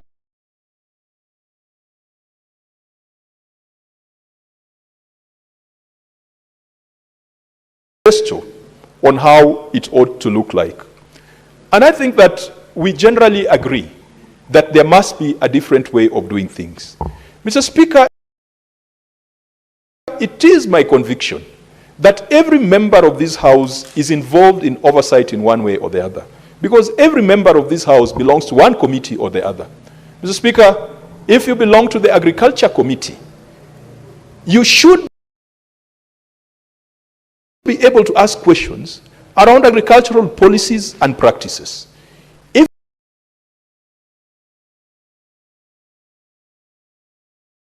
you belong to the Education Committee, you should be able to raise questions on ECD implementation and the state of youth polytechnics in your respective counties.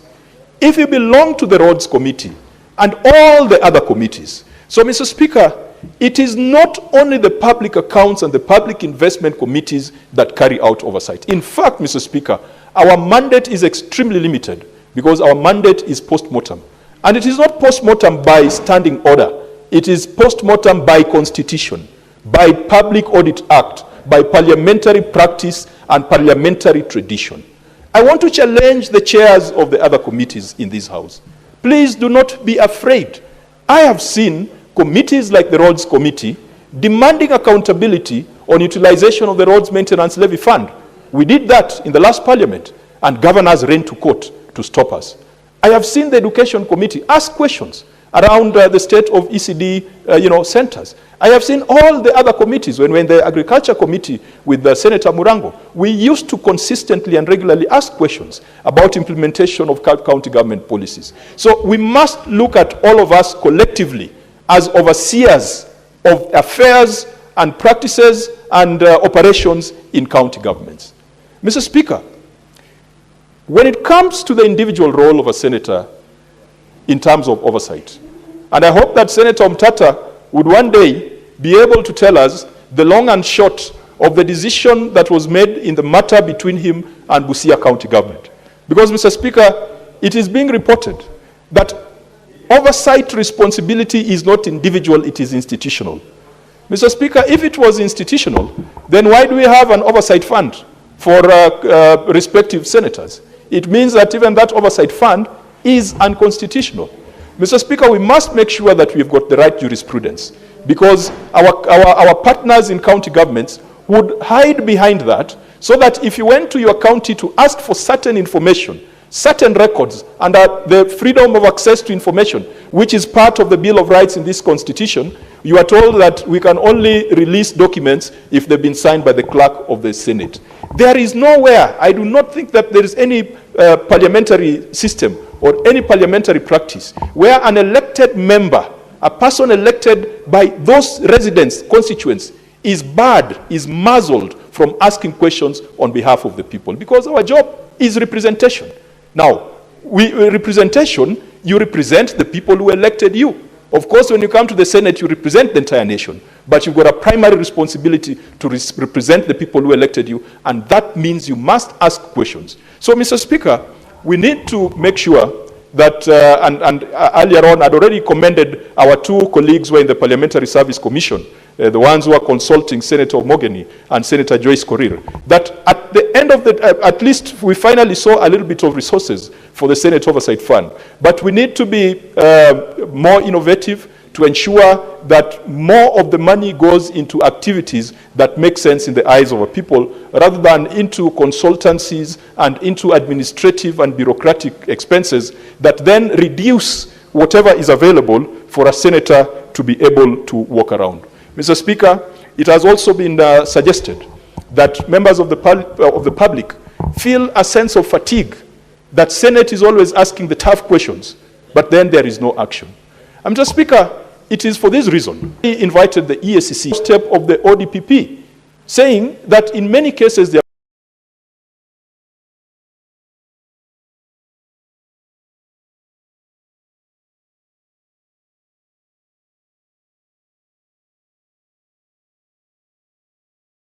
saying that in many cases they have made recommendations, they have done execution, and the ODPP has invoked their constitutional power and decided not to pursue prosecution of cases. And in some cases, Mr. Speaker, the ODPP initiates prosecution and along the way drops prosecution, does annul prosecution, and you see the Constitution gives them that power. However, Mr. Speaker, we were informed by Senior Counsel Okongo Mogeni that under the ODPP Act, Parliament has the power to demand a report on any matter from the Office of the Director of Public Prosecution.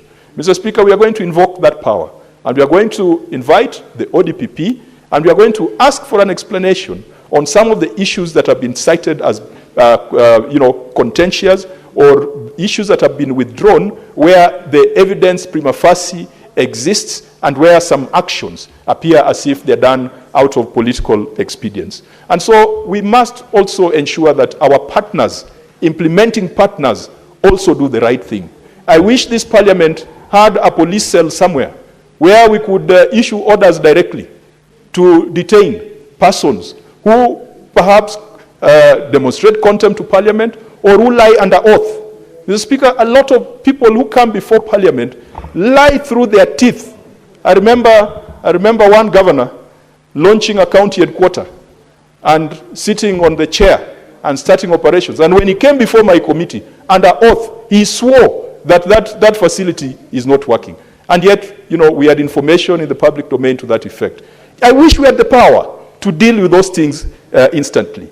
I wish that the amendments by Senator Osotsi could see the light of day so that we can strengthen the penalties and the consequences of non-cooperation or contempt of parliament or lying before parliament. Mr. Speaker, I conclude by recommending that this House passes this bill, but let us also not forget to strengthen our small brothers in the counties called the county assemblies. Because at Senate, we can talk of oversight, we can talk public participation, but at the micro level, that exercise is conducted by members of the county assembly. I am glad we have provided them with financial autonomy, and so that should allow them to budget, so that every bill that comes before them, they can sponsor public participation without going to the executive to sponsor that exercise. So let's strengthen our county assemblies, let's strengthen the institutions, and let's live true to some of the ideals that the late Raila Odinga had espoused when he came before this House. Devolution is work in progress. It is not possible to get it right in a period of 15 years. And so now more than ever, we as members of the Senate, we must make sure that we are actively involved in oversight. Oversight is not for park and pick. Every member of this Senate, be it delegated legislation, be it rules, powers, and privileges, if you sit in a committee of the Senate, you are an overseer at an institutional level, but also individually, you've got a responsibility to go back to your county to oversight. Mr. Speaker, with those many remarks, I support. Thank you. Senator Samson Cherargei. Mr. Speaker, thank you very much for this opportunity. I want from the onset to congratulate the distinguished senator, Senator Ledama Olekina, for breathing life to Article 96 of the Constitution 2010 on the role of the Senate, and co-sponsor Senator Kisang for this wonderful county oversight and accountability 2024.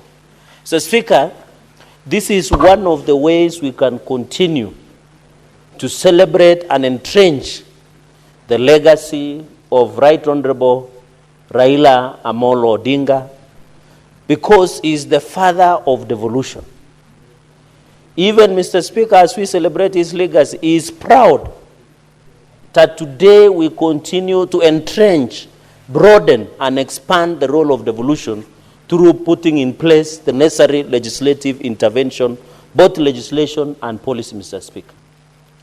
So, Speaker, unfortunately, I was not there when the House convened upon his demise, Mr. Speaker. This is the only way, and I want to thank Senator Ledama Olekina. Mr. Speaker, can I be protected? Senator Faki. Mr. Speaker. Let's listen to the Senator.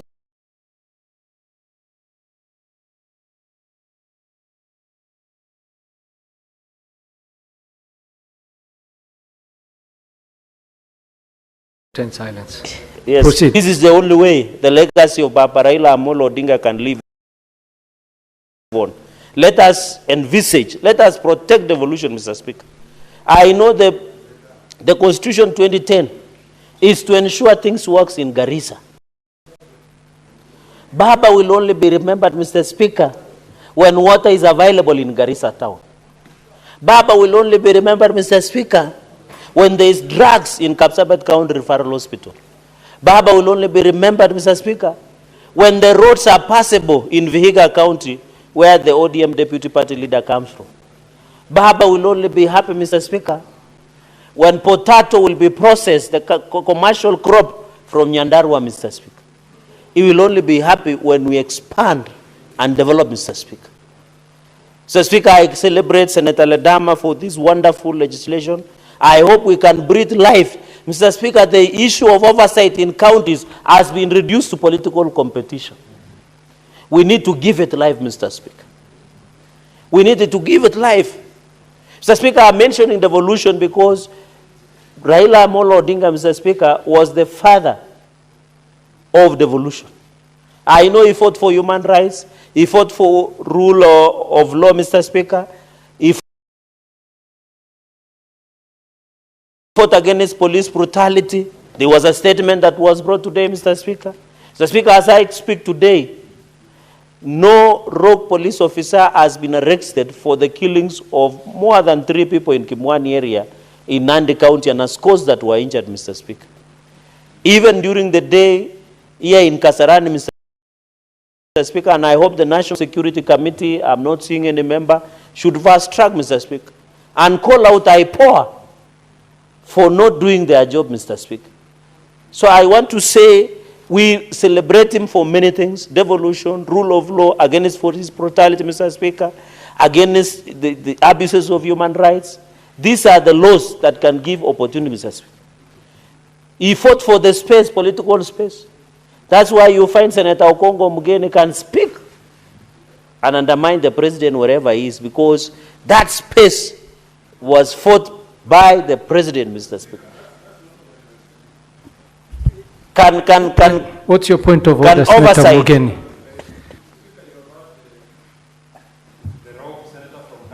The senator for Nandi, my good friend and my junior in the profession, putting it on record, Mr. Speaker, that I'm a rogue senator. That's what you have said. That's what he has said. And he has used very unparliamentary words. I've not against President Ruto.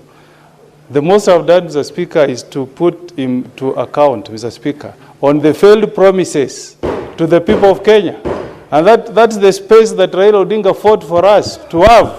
Mr. Speaker, what is wrong, Mr. Speaker, when I go to Nyamira and question that the president promised tea farmers bonus of 50 shillings and they were given 12 shillings? What is unconstitutional? What is wrong about that, Mr. Speaker? When I tell my people that SHA is not working, and it is the president who should be telling us why it's not working, what is wrong with that, Mr. Speaker? Yeah, so, Mr. Speaker, you should not allow the senator for Nandi, Mr. Speaker, to create wrong impression about my work as senator for Nyamira, Mr. Speaker. As I'm speaking, Mr. Speaker, I can produce a list of patients who are in hospitals, who have gone to hospitals and SHA is not working. When we state those things here, we are stating facts, Mr. Speaker. So, Mr. Speaker, can you withdraw the word he has used and apologize? Senator Mugeni, I don't think Senator Cherargei referred to you as a rogue senator. No. President, we can print it. He said, I'm undermining the President of the Republic. You know that borders on a criminal conduct on my part.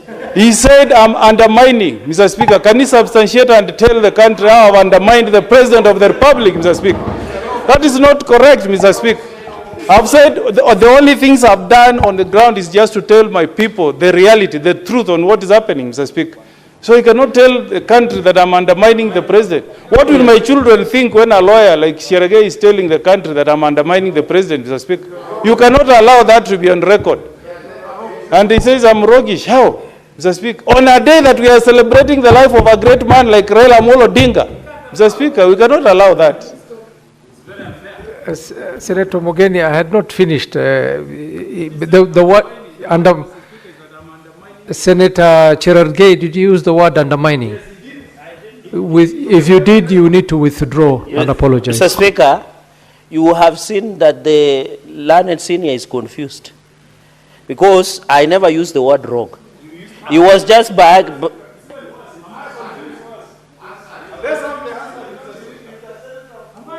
No, Mr. Speaker. Mr. Speaker. Mr. Speaker, can I be protected? You know, I heard him when he was speaking. Can I be protected? Can I be protected? Senator. Can I substitute? Senator Cherargei. He has said that I am confused. Yeah. Mr. Speaker. Okay. Let me rephrase by saying he is misleading the House. Withdraw, confused. Withdraw the word confused. And withdraw undermining the president. But, Mr. Speaker, if we draw English words, what will be speaking on the floor? Mr. Speaker, let me say the following. I have said I have used the word misleading. Misleading. I have withdrawn, Senator. I have withdrawn. You know what interesting thing, Mr. Speaker, is He was just walking behind you, he didn't listen. So I want to call upon colleagues to listen to what I'm saying. Just listen. Even the issue of T-bonuses, we are with you. We are, but we are saying, I was just explaining, Mr. Speaker, and I'm happy, Mr. Speaker, you are an active listener. I was saying the space that people like Senator Omogeni Senior Counsel are enjoying is courtesy of Baba Raila Amolo Odinga. He expanded the space. That is why you can call out anybody at any given time, regardless of who they are, Mr. Speaker. So, Mr. Speaker, that is why I was arguing that the fact that devolution, Mr. Speaker, and I request that I should be heard in silence, that, Mr. Speaker, I don't know what is wrong with Senator Metu. He's a heckler like his party leader. Senator Methu, let the senator be heard. Order. Order, Senator. Proceed, Cherargei. The party leader, DCP, party leader, Mr. Speaker. So, Mr. Speaker, I was saying even the issue of police brutality, it was unfortunate that we lost lives, Mr. Speaker. And you know this, you saw the Minister of Interior and the police running like headless chicken within Kasarani Stadium. And they had one pencil, Mr. Speaker, a trouser called pencil, Mr. Speaker. We are Kalenjins, we know how to dress. I saw a content creator saying we don't know how to dress. Some of us are good at dressers, like our Luo brothers, Mr. Speaker. We normally know how to dress smartly. Mr. Speaker, like Senator Moses Kajwang. Mr. Speaker, it is him who wears the pencil trousers and he was running around and he didn't prevent those accidents. No, Mr. Speaker, I'm saying there was a content creator that was accusing someone that they have worn pencil trousers.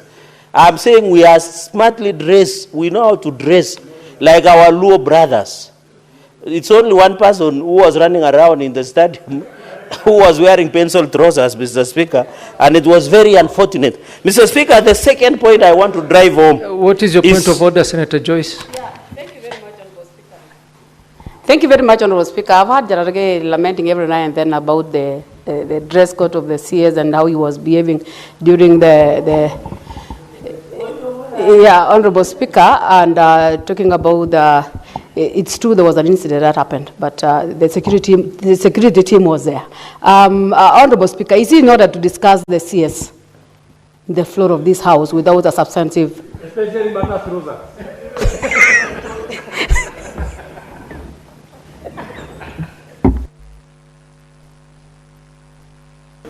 Senator Methu, order. Order, Senator Methu. You were not on a point of order. Senator Cherargei, could you please stop implying about individuals who are not in this House to defend themselves? Just proceed to make your submissions. Okay. Mr. Speaker, I remember you are ruling very well at Standing Order 103 on contents of speech. I didn't mention any name. I suspect the senator of the distinguished nominated senator from Bomet might have been in Chebalungu Forest. And then he realized he just came out from nowhere and started saying that I was discussing an individual, Mr. Speaker. Mr. Speaker, that is why I wanted to say the following on this bill. What's your point of order, Senator Joyce? Honorable Speaker, I think Cherargei is going astray in terms of articulating these issues. Honorable Speaker, it's known by even the paper class peoples in this country that the CS of security is who in this country.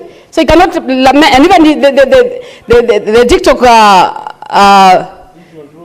is known, it was referred to who. So is he not the Honorable Speaker?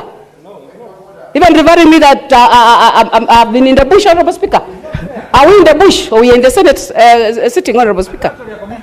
Senator Faki, what is your point of order? Thank you, Mr. Speaker. I had Senator Joyce quoting TikTok. Is TikTok an authentic reference in this House?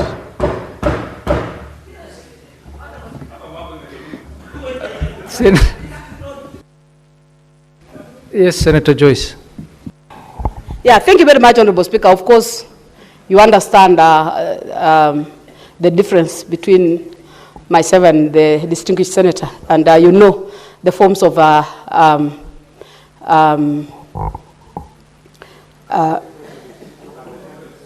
is asking the forms of communication that you can use.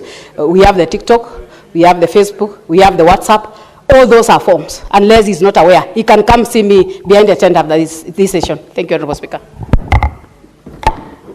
Senator Cherargei, proceed to make your submissions without referring or implying about anybody. Mr. Speaker, I have been very careful as per Standing Order 103 and also 101 on contents of speech and also your ruling. I have not mentioned individuals. But they say the guilty are always afraid, Mr. Speaker. And I think some people want to do content creation of TikTok. Emphasize that Article 96 should be given where governors, Mr. Speaker, and I just make 2 comments. One is on the issue of public participation. Mr. Speaker, you remember where Kiambu finance bill was outlawed or ruled unconstitutional by the courts of law. I want to believe that is where Senator Ledama, Mr. Speaker, how can my time be expired? I've not even spoken. Mr. Speaker. No, Mr. Speaker.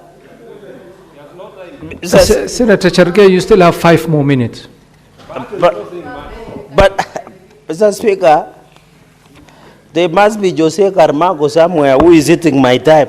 Mr. Speaker, Mr. Speaker, I wanted to make 2 pregnant points. One, Mr. Speaker, is the public participation has been made a decision. And I want to thank Senator Ledama because the courts have ruled that even any decisions that you make, and the senior counsel is here, that any decision that you make without the public input, that decision is not only illegal but unconstitutional. So I agree there should be forums to discuss, Mr. Speaker. We were with my chair of PAC when we visited Busia County Referral Hospital. They don't have a working ambulance, just a working ambulance, let alone even drugs. And if you are to call a public meeting somewhere in Busia town, they would have told you we want an ambulance. But the governor decided to renovate a launch. You know what launch are used for, Mr. Speaker? Launches are used to take tea and mandazi, Mr. Speaker, and take the uji that former President Uhuru Kenyatta referred to. That is launch instead of getting an ambulance. So I agree that we must have a public participation, Mr. Speaker, to prioritize what they need to do, Mr. Speaker. That is what is important. So that when you go to Kobujai, when you go to Kaptumo, when you go to Kabiyet, when you go to Maraba Intinere, Mr. Speaker, when you come to Chesume, Chemundu, Mr. Speaker, when you ask the residents of Nandi, what is your priority? As we talk today, the priority is roads. We have most pathetic roads in the Republic of Kenya in Nandi County. And mostly of those roads are managed by county government of Nandi, led by Sangmal administration, Mr. Speaker.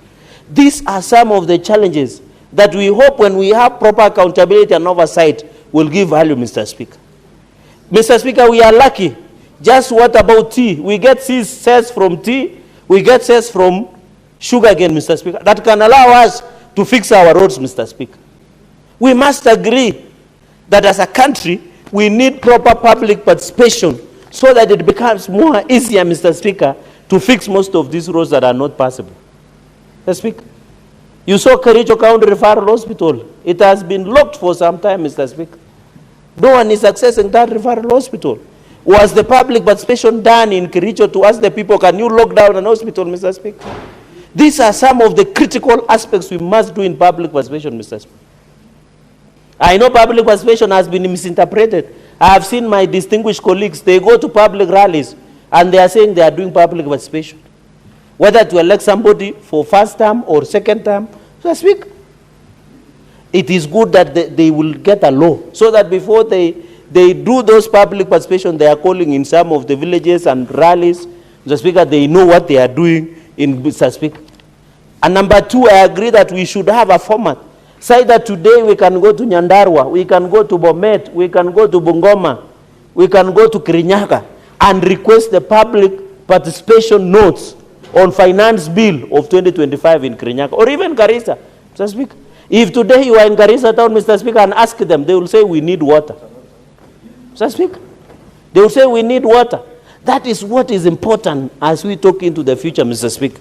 Even on this issue of county oversight, we don't need to reduce it to political competition.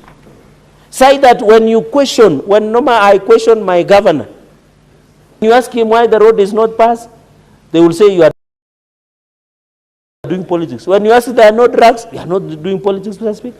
We must divorce public political competition of the day and proper accountability and oversight, so that we can, when we went to Luanda, I think the issue of markets in Vihiga, when Senator Otosi led us, Mr. Speaker, it was a genuine concern that they need a proper working market, they need public washrooms, Mr. Speaker, they need somewhere to use, Mr. Speaker, for efficiency, because they pay tax, Mr. Speaker. And we say in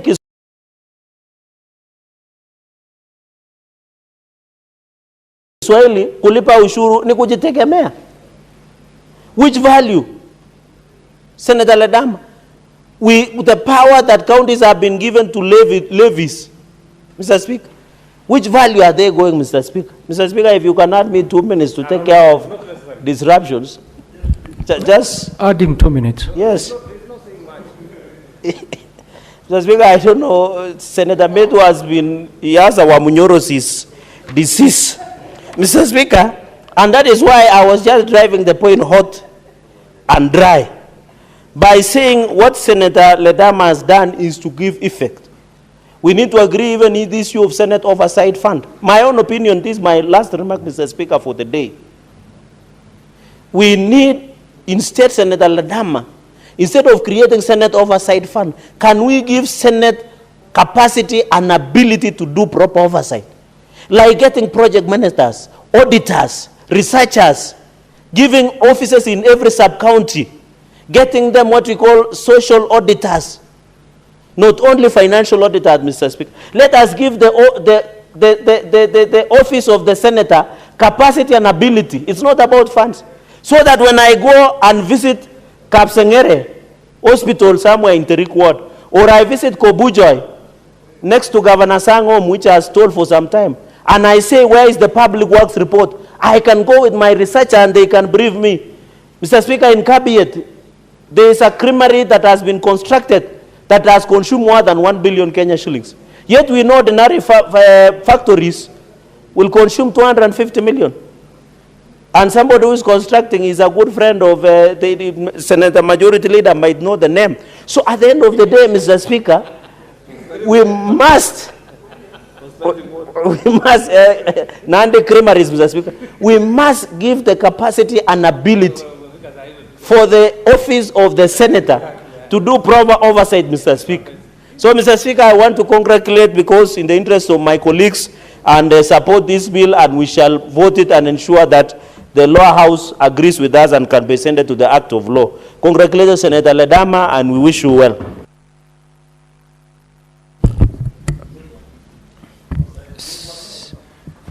Senator Mungatana is not here.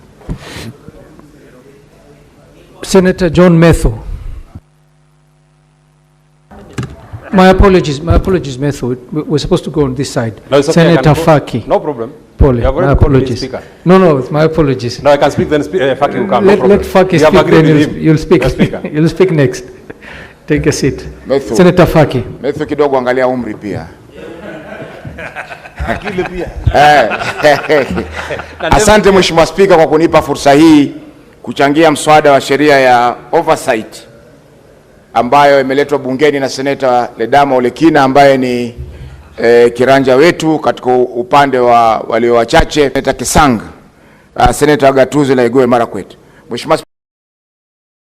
Spika, kwanza nimeona kwamba oversight ndio ile ambayo tuweza kusema ni sehemu finyu katika maendeleo ya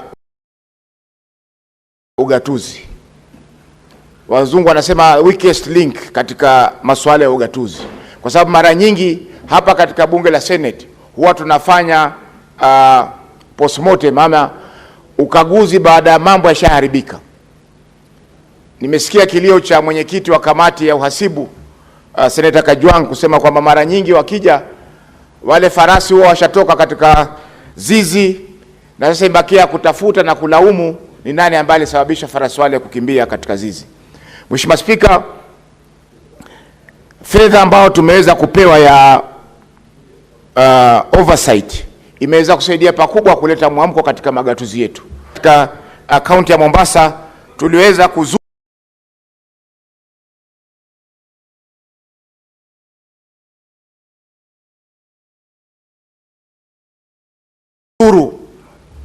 wodi zote 30 na tukafanya, lakini ukifika katika wote ambao umeweza kufanyika. Mheshimiwa Spika, hivi sasa tunavyosema ni kuwa hata County Assembly ya Mombasa imeweza pia kushika nguvu na kuweza kuamka kuanza kuuliza maswali magumu ambayo serikali ya kaunti inapaswa kujibu. Kwa mfano, Mheshimiwa Spika, hivi majuzi kamati ya mazingira ya Assembly ya Mombasa wameweza kumuita waziri wa maji na mazingira kuweza kueleza mipango ambao wamefanya, hata wakatoa zabuni ya bilioni 17 kuhusiana na masuala ya takataka katika eneo la Mombasa.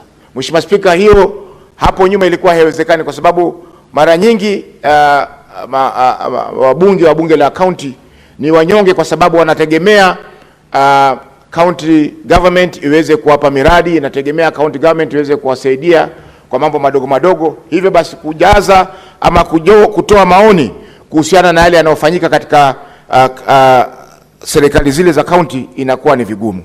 Kwa Mheshimiwa Spika, sheria hii itaweza kutoa nafasi ya masuala ya ugatuzi ili kwa oversight ili kuhakikisha kwamba ugatuzi unafaulu katika nchi yetu ya Kenya. Mheshimiwa Spika, tukiangalia katika masuala ya kila nyanja, kwa mfano kamati yangu ya ardhi hivi sasa inaangalia masuala ya floka. Ukiangalia yale mambo ambayo yamezungumziwa katika mipango ya floka katika kaunti nyingi ni tofauti na yale ambayo yanafanyika katika kule mashinani. Utaambiwa kwamba kumefanyika, kama wajuzi Busia tuliambiwa kwamba kuna mradi wa Changara Water ulifanyika, lakini tukifika miaka 6 hivi sasa kutoka mradi huo usemekano umefanyika, hakuna chochote katika pale mashinani maeneo ya Changara ambao tuweza kusema zile pesa zilizotarajiwa kutumika zimeweza kutumika kuhakikisha kwamba wananchi wa eneo lile wanapata maji. Kwa hiyo Mheshimiwa Spika, lazima masuala ya oversight, sisi kama maseneta tuwe proactive, lazima tuwe mashinani kuweza kuangalia ni mambo gani ambayo yanafanyika, kwa sababu mengine yanafanyika ni dhulma kwa wananchi wetu katika maeneo yale. Mheshimiwa Spika, ukiangalia masuala ya uajiri, juzi Mombasa imeajiri wafanyakazi 628, lakini tulipowauliza ni wangapi kati ya wale ambao wameajiriwa ni walemavu, kulikuwa hakuna jawabu lolote lililotokea, Mheshimiwa Spika. Na vile vile utapata kwamba mara nyingi magatuzi zetu hizi serikali za county zinaongeza makadirio yao ya ile on source revenue, zile pesa ambazo wanaokota katika maeneo yao wanaziongeza. Kwa mfano kama walio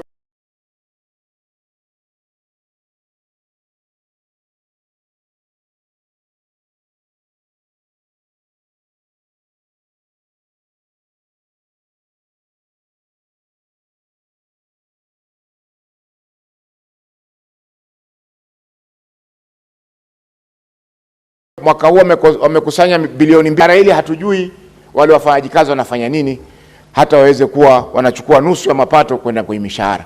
Kwa hivyo utapata Mheshimiwa Spika kwamba wanaongeza makadirio yao ya mapato kwenda kwa mishahara. Kwa hivyo utapata Mheshimiwa Spika kwamba wanaongeza makadirio yao ya mapato ili waweze kuongeza kuajiri watu, na watu wale wengine ndio wanatumika kubeba majukwaa, kubeba viti, kubeba mkoba wa gavana na mengineo kama hayo. Kwa hiyo Mheshimiwa Spika, tukiingilia oversight na tuangalie kisawasawa vile kaunti zetu zinavyofanya kazi, Mheshimiwa Spika, tutaweza kupata manufaa mengi ya ugatuzi. Zile pesa ambazo zinatumika na kufujwa, Mheshimiwa Spika, zinaweza kutumika kununua madawa katika mahospitali na zahanati zetu, yanaweza kutumika kuajiri madaktari, inaweza kutumika kutoa vifaa vya kisasa na kupunguza gharama ya maisha katika gatuzi zetu. Mheshimiwa Spika, tukiangalia unyonge ambao uko katika county assembly zetu, inamaanisha kwamba ipo haja sisi kama Senate kuweza kusimama zaidi ili kuona kwamba kazi zinafanyika katika kaunti zile. Mheshimiwa Spika, juzi tulipokuwa Busia tulipata fursa ya kuangalia madeni ya kaunti ya Busia. Na jambo la kusikitisha Mheshimiwa Spika ni kwamba katika assembly ya Busia walikuwa wadaiwa shilingi milioni 628 kufikia tarehe 30 mwezi Juni mwaka huu. Hesabu hiyo Mheshimiwa Spika ni karibu ni 80% ya yale mapato yao ambayo wanatakana kupata kila mwaka. Sasa tuangalie Mheshimiwa Spika, pesa hizi zitaweza kulipwa vipi? Nitachukua miaka mingapi kuweza kukamilika kule, kwa sababu wanachopata hakizidi milioni 800, lakini madeni ni milioni 628. Kwa hiyo Mheshimiwa Spika, ni lazima tuweze kuongeza juhudi zetu katika masuala ya ugatuzi.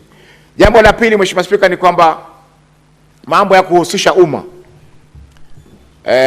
Nimesikitishwa na malalamiko ya kiongozi wa wengi kwamba mahakama zinaingilia kazi ya bunge. Lakini Mheshimiwa Spika, mahakama zina haki ya kuamua sheria kulingana na katiba.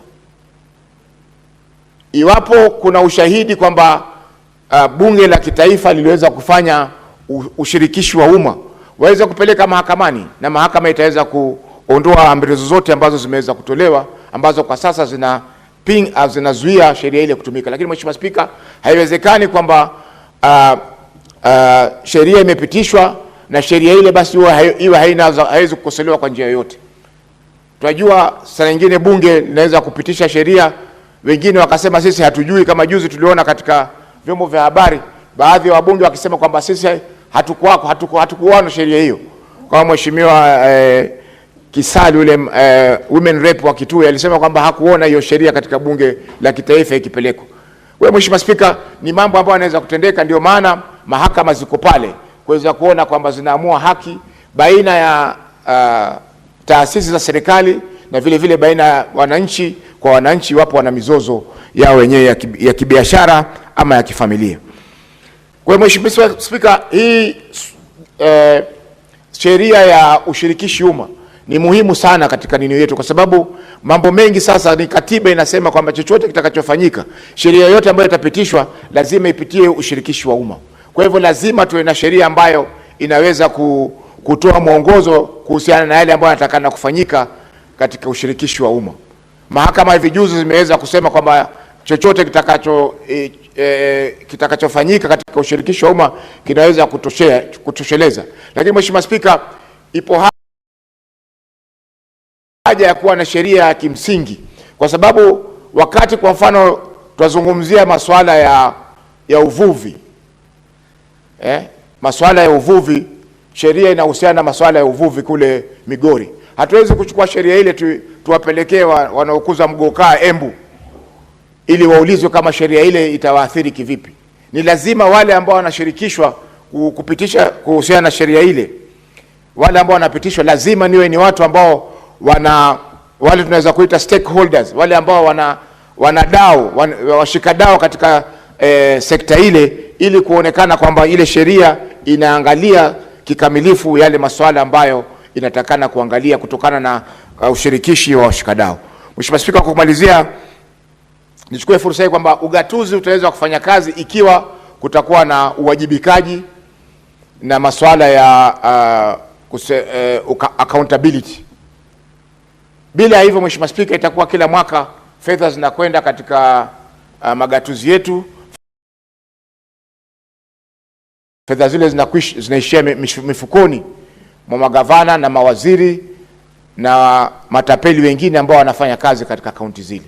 Mheshimiwa Spika, hiyo ni masikitiko na itakuwa ni kinyume cha ndoto ya mwenda zake Raila Odinga ambaye yeye ndiye alikuwa baba wa ugatuzi katika nchi yetu ya Kenya. Asante Mheshimiwa Spika kwa kunipa fursa hii. Senator Methu.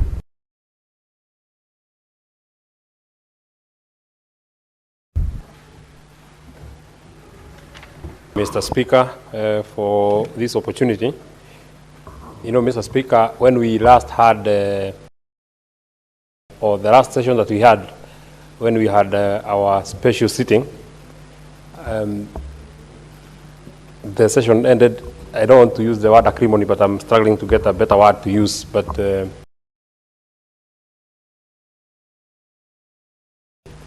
I mean, the situation escalated quite quickly, so we were not able to pass our condolences. And if you allow me, in a minute, I want to pass my condolences to the family of the Honorable Raila Odinga, his wife, the children, our colleague Senator Oburu, who is now the new party leader of ODM. Mr. Speaker, sir, the departed Prime Minister is a man who lived one of the most successful political lives any politician would think about. He worked with virtually every regime. They all came and left him. He worked with the President Moi, came and left him. And there are many things that we can learn from him, but I think the hallmark of what I would learn as a young leader from the Honorable Raila Odinga is being brave, choosing the path of justice, even when it is very lonely sometimes. You do not have, and it was said in a book that I read called, I think, Half a Day, there's a, I don't remember really the title, but there's a man called Dr. Stockman who said, the quest for justice. So therefore, one of the most we can actually remember from the departed leader, Honorable Raila Odinga, is that when he voluntarily chose a very difficult thing, and it has not happened again. He chose to resign, go back, get another party, and go back to his people, and again in Langata in 1994. That is not a feat that has been, or that is not broken by anybody. We may act brave, we may act courageous, but we have never gotten to that level. He is one consummate politician who has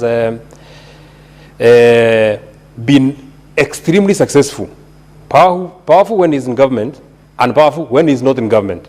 He was just as powerful when he was in government as when he was not. He was as powerful when he was Prime Minister, and when he was leader of opposition, when he was in the handshake, and when he was in the broad-based. I may not have agreed with him when he moved to work with President William Ruto, but he always pursued what he believed in his heart was a correct thing, and I think it's a lesson that all of us should be able to carry home.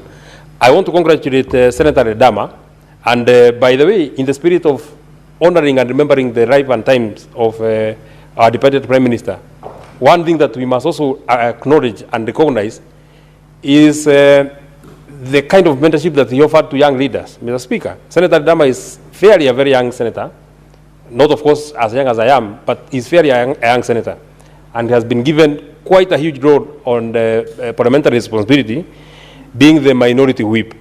The same case to Senator Sifuna, who is the deputy minority whip and the secretary general of the party. The same case to Senator Eddy, who is my age mate and chairman of a committee. And many other. Senator Ososi is fairly a young person and is the deputy party leader. He has been able, and he has been seen, when we speak about the leaders of tomorrow, he actually was in the forefront in preparing the leaders of tomorrow. You don't just speak about leaders of tomorrow and you are doing nothing about it.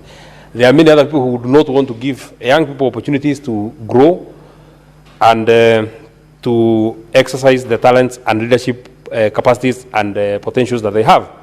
I also want to congratulate Senator Redama for this bill, which in my opinion, Mr. Speaker, or Madam Speaker, sorry, wants to operationalize Article 96 of our Constitution. Mr. Speaker, in the quest for hunting for resources, especially to our counties, we hunt hand in hand, especially with the governors. If you remember, Mr. Speaker, and I can see, I think Senator Dama was one of those who sat in the mediation committee, look at the kind of canvassing, the kind of support, the kind of camaraderie that we got from the Council of Governors. Mr. Speaker, or Madam Speaker, sorry, I keep forgetting, because there was a Mr. Speaker before you, please forgive me. If you see the kind of support that we got from the Council of Governors, it is the same support that we would require and would not even request. Is the same kind of support that we would expect when we are overseeing how this money has been spent, Mr. Speaker. But once this money has gone and budgeted, Mr. Speaker, that now becomes the beginning of the sore part of our relationships with the Council of Governors and the County Executive, Mr. Speaker. I'm happy that I'm seeing Senator Ososi here. You remember during the formula debate that we had here, there is something that we passed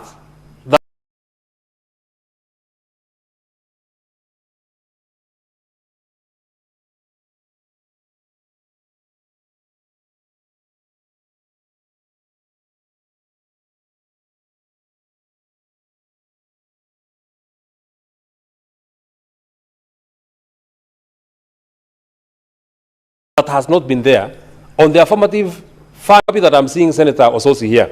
You remember during the that has not been there on the affirmative fund that was felt, Mr. Speaker, required incentives so that they can grow as much as the others, Mr. Speaker.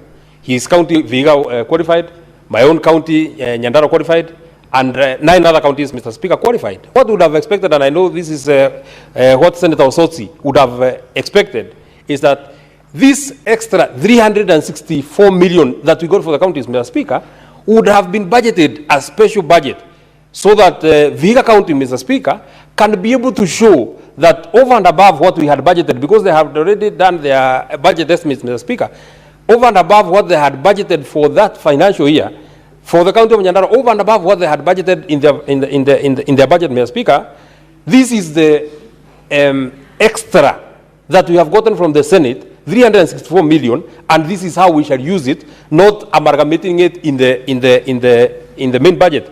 Mr. Speaker, sadly, all that money was put together with the entire money that came from the equitable share, the money that they got from the own source, and so, Mr. Speaker, you are not able to point where is this affirmative, where is this money that we passed. How would you tell Senator Ososi that you brought money to the people of Vihiga, and there's nothing that you can point, specific thing that you can point, that out of the money, and Senator Mwaruma, because we were together with you, out of the money that we passed in this Senate, Madam Speaker, we got you an extra. So your roads will be done because you bought machineries. So your seeds will be improved because we got you improved seeds. Your new hospital will get a new wing. These ECD centers are the ones that we got out of this extra money. Mr. Speaker, Madam Speaker.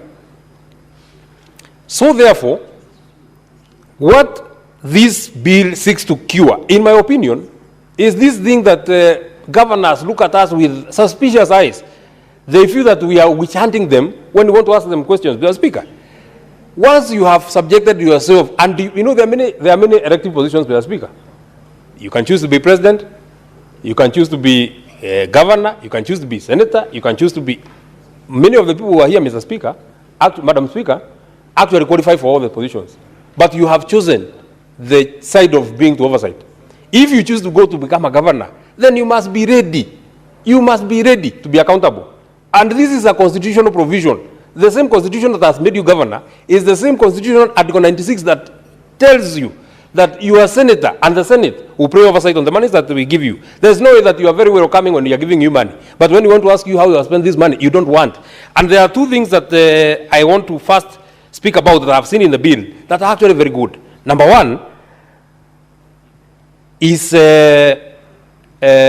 Article 17, Part 2C, facilitating access to information held by county government. Madam Speaker, you actually know that in the case of Busia, you saw it. The senator for Busia, the Honorable Andrew Okia Omtata, had to actually go to court so that the courts can grant from the county, Madam Speaker.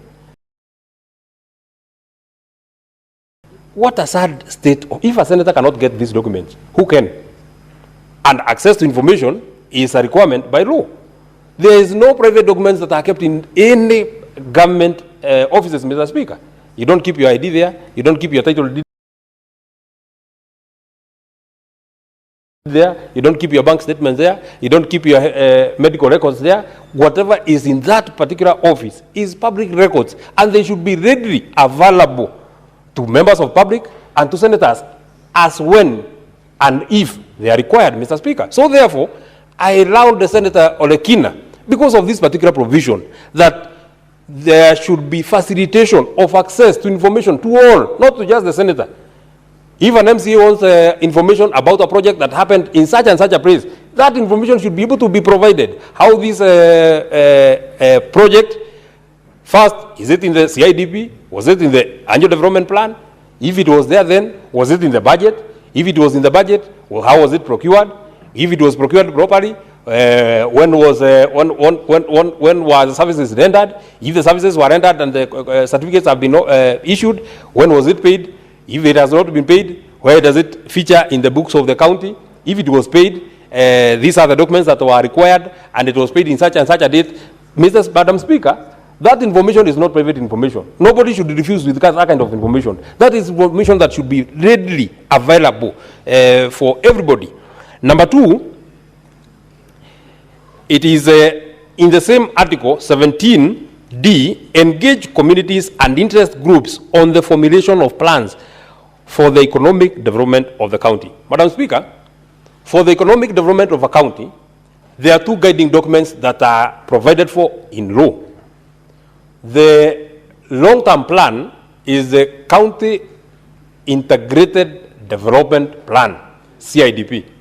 It is in this CIDP that people say that in these 5 years that you have been given as governor, we expect you to do this, we expect you to do this, we expect you to do this, and over and above what they have asked that it should be done, they also give priority. In terms of priorities, this is would want you to start with health, and on the matters of health, would want you to upgrade JM Karaoke Hospital. Would want you to deal with education. Would want you to deal with agriculture and all this, Mr. Speaker. So therefore, communities must get a voice in matters CIDP. The second document, Madam Speaker, which is now the short-term document, is the annual development plan. Budgets must be derived from the annual development plan.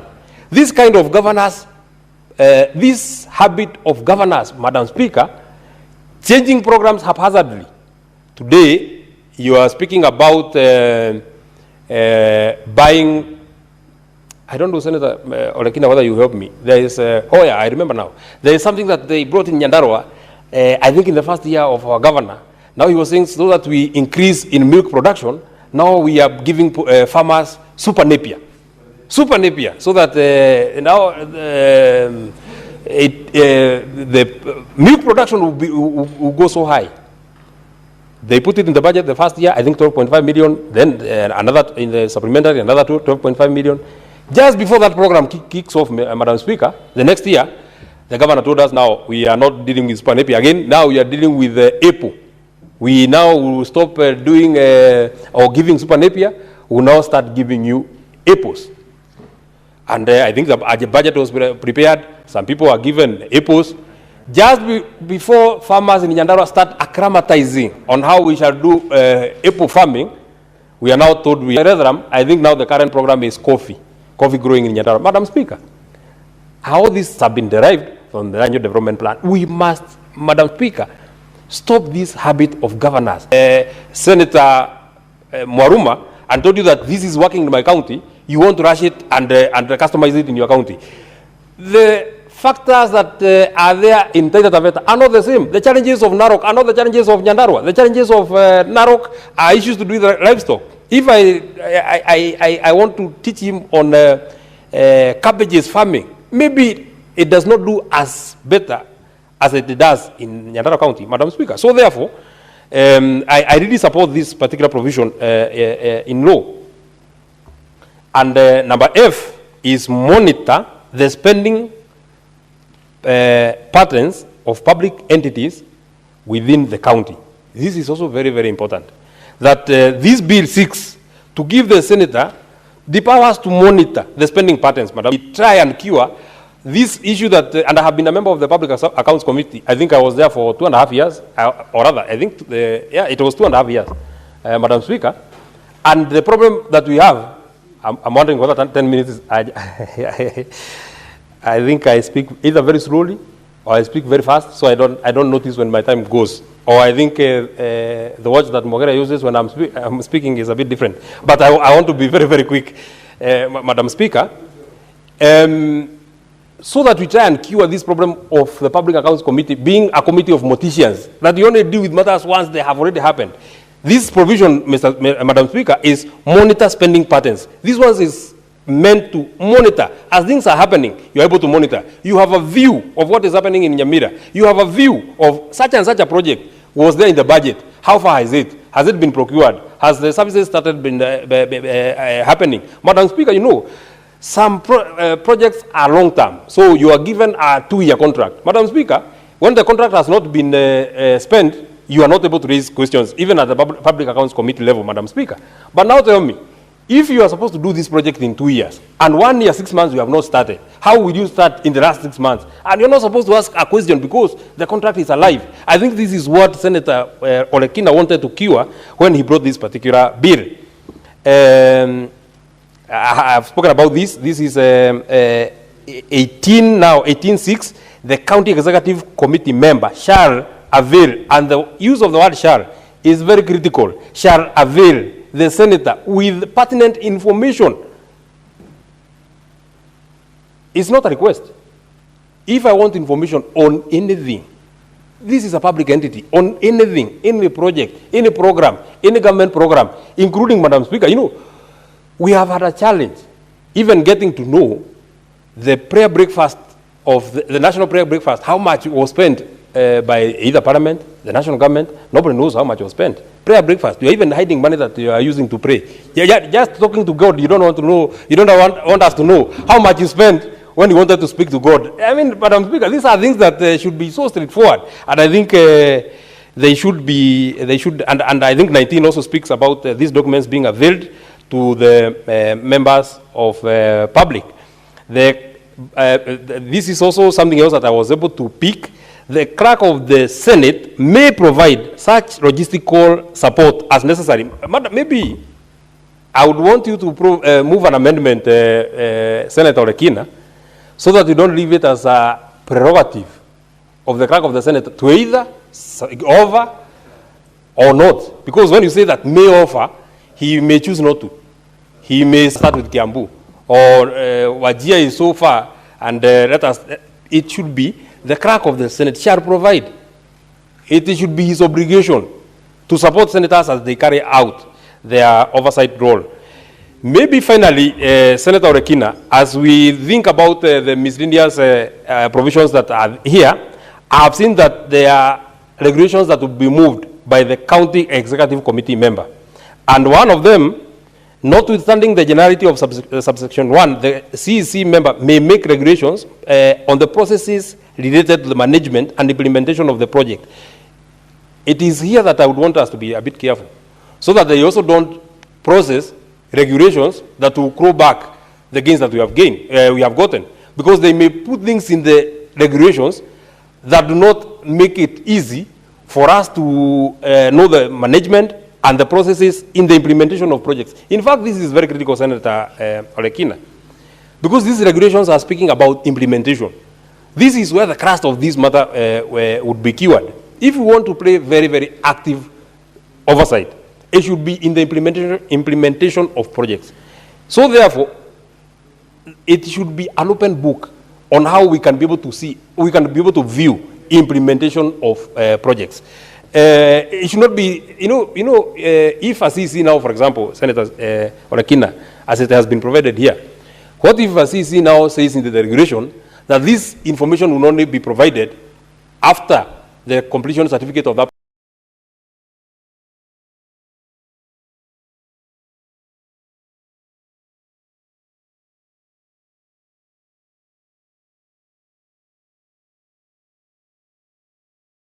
project has been issued, then we shall have lost the 30 seconds. 30 seconds.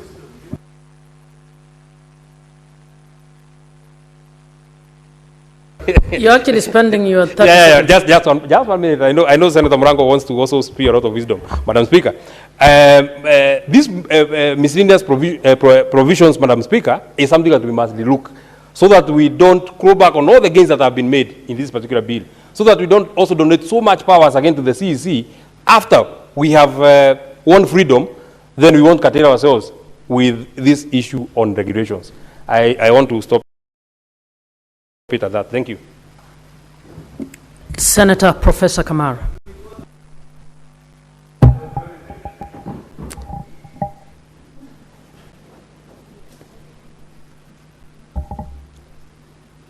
I'm not getting the microphone.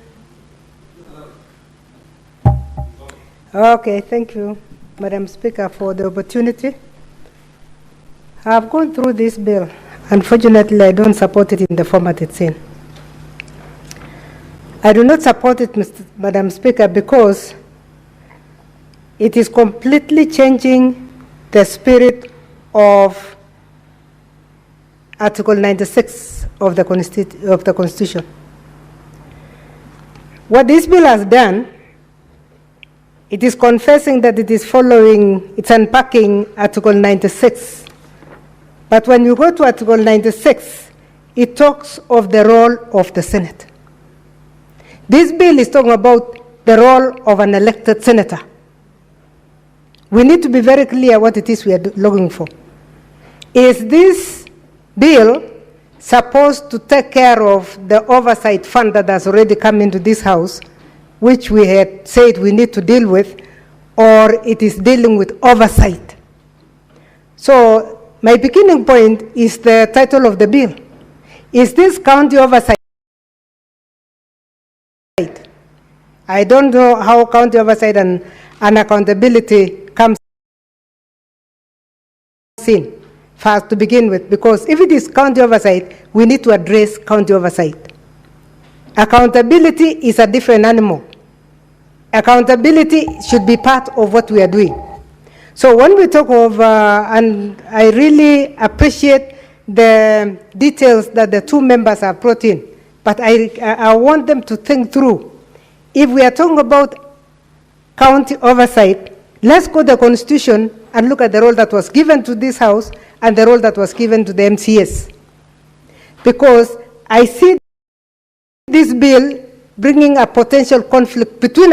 If you look at what the role of Senate in Article 96 says, it says the Senate will represent counties and serve to protect interests. The Senate will participate in lawmaking. It will determine the allocation of national revenue. The Senate will participate in oversight. The Senate. But when we have gone to this bill, we have broken it into the individual senators. In fact, I was looking at this at, if you look at Article 16 of the proposal that we have been given on oversight, Article 1 says that the Senate shall pursuant to Article 96 of the Constitution exercise oversight. But Senator Olekina, when you go to sub-Article 2, you go to each senator shall exercise power of oversight over their respective counties, which means each elected senator. So let's come out. If it is each elected senator, let's call it each elected senator, so that we now look for the animal that will take care of the other senators who are not elected. I've been elected, I'm nominated, and I'm talking from a neutral ground. That you cannot talk of oversight being done by a senator. The reason, and we have had this, I wish the senator of Samburu was here, because we had a very rough time in our committee today when the governor of Samburu came. And that is when I saw oversight must be done according to this constitution. But to have Senator Ledama to go to Narok alone, to have the senator of Samburu to go to Samburu alone, he will not succeed. That is when you hear of goons fighting between. Exercise the power of oversight. We have been exercising it. We didn't need a bill to do this. It is part of what we are doing. But what does the Constitution confer? The Constitution confers the power of oversight to the House. And then the House has committees. If you look at the chapter that deals with committees, it says this House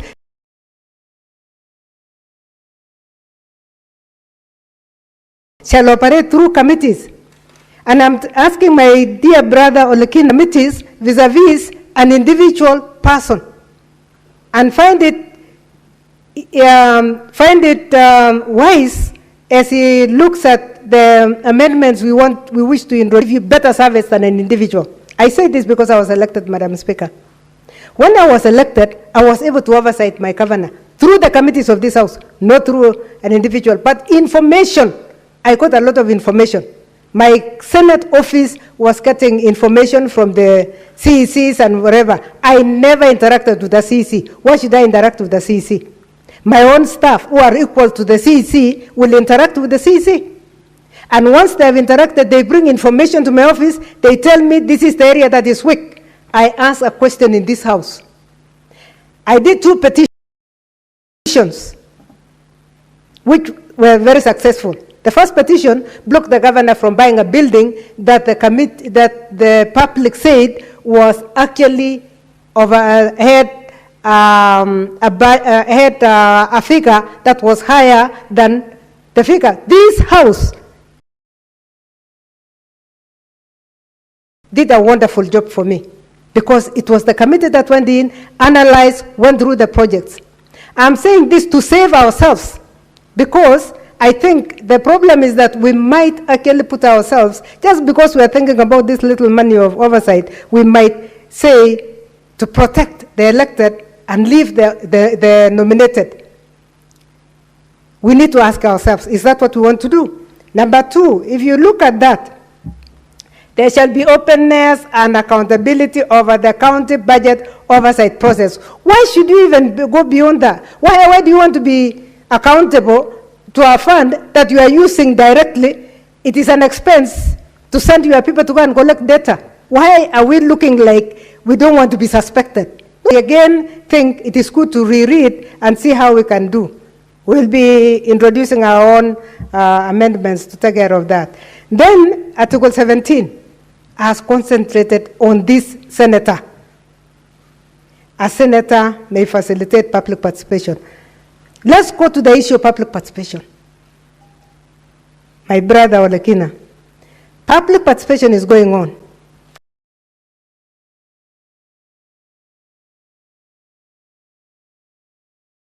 Currently, before there is published every 5 years, massive public participation takes place. Even as nominated, I went to 3 wards to know if actually we are doing the right thing and giving people what they want. That is public participation number 1. According to the Constitution, you must have a CIDP, and once you have had your CIDP, you must have annual plans. When the annual plan, an annual plan is an extract for that year, and hopefully the county has 5 annual plans, which they don't declare, they declare annually what they are going to do. And once they have declared annually what they are going to do in the year, that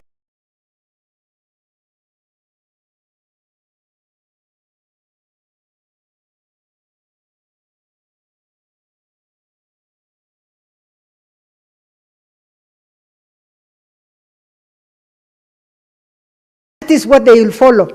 But are we going to have a diversion from the annual? Because that is what will protect individual conflicts between a senator and a governor.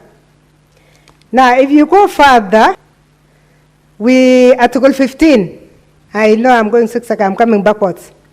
The officer shall prepare an annual report on the status of public finances in the respective county set out with the following information. Currently, the Comptroller of Budget does that, not annual, but monthly. I used to get, as a senator, monthly reports on my county, and my senator was here. I wanted to know whether he's still receiving that, because we used to receive, but the other senators must be receiving. If we are receiving that from the Comptroller of Budget, is this bill not going to be in conflict with the role of the Comptroller of Budget? Because the role of the Comptroller of Budget is to monitor. So if we allocate ourselves the role of monitoring, the way the budget flow will be, what will the role of the Comptroller of Budget? Again, let's read the Comptroller of Budget's role before we even look at the role of the Auditor General. Because I looked at some of the clauses and I think we might step on the toes of the Auditor General. So Madam Speaker, with all due respect to my colleagues that are proposed, I like the oversight. We must protect it through a law. We must have a bill. But I want to persuade Senator Odinga that let's relook at this in relation to what is existing and the roles that we cannot change. But more than anything, please let us not take the role of the Senate to individual senators. Let the Senate committee, I looked, unless I did not see, I was looking for a mention of the Senate committee in this bill. Because the Constitution has not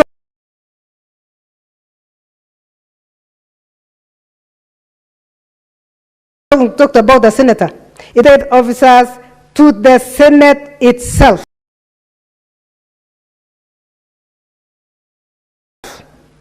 So there is no mention, unless it is in an article that I have not seen. Why would we not have a mention of the committees of this House? The committees of this House are very powerful. They have been given the power even to arrest. We are told that they are given the powers of the High Court. If they have the powers of the High Court, will an individual senator have the powers of the High Court?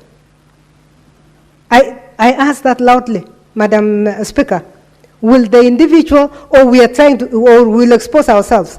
I'm looking for a way in which we are not exposing individuals, but we are dealing with what the Constitution gave the Senate as an institution. So, Senator Odinga, I like the intention of the bill. But as much as I like the intention of the bill, I would really like to say, let's avoid conflict with MCS, let's avoid conflict with anybody, even the executive, let's avoid conflict with the Comptroller of Budget, let us avoid conflict with the Auditor General. Let's remove the conflicts and let's allow ourselves to run as a Senate that must do oversight as per the Constitution, Article 96, which this bill is trying to unpack. I was going to be brief because there are few things that I wish could be corrected beforehand, but I'll prepare my articles because I was a little also confused when it came to the annual infrastructural document, but I want to understand that one more because I don't want to touch on anything that I have not fully understood. With those remarks, Madam Speaker, I have reservations, and I would like my reservations to be addressed before I support this bill. Thank you. Senator Morango.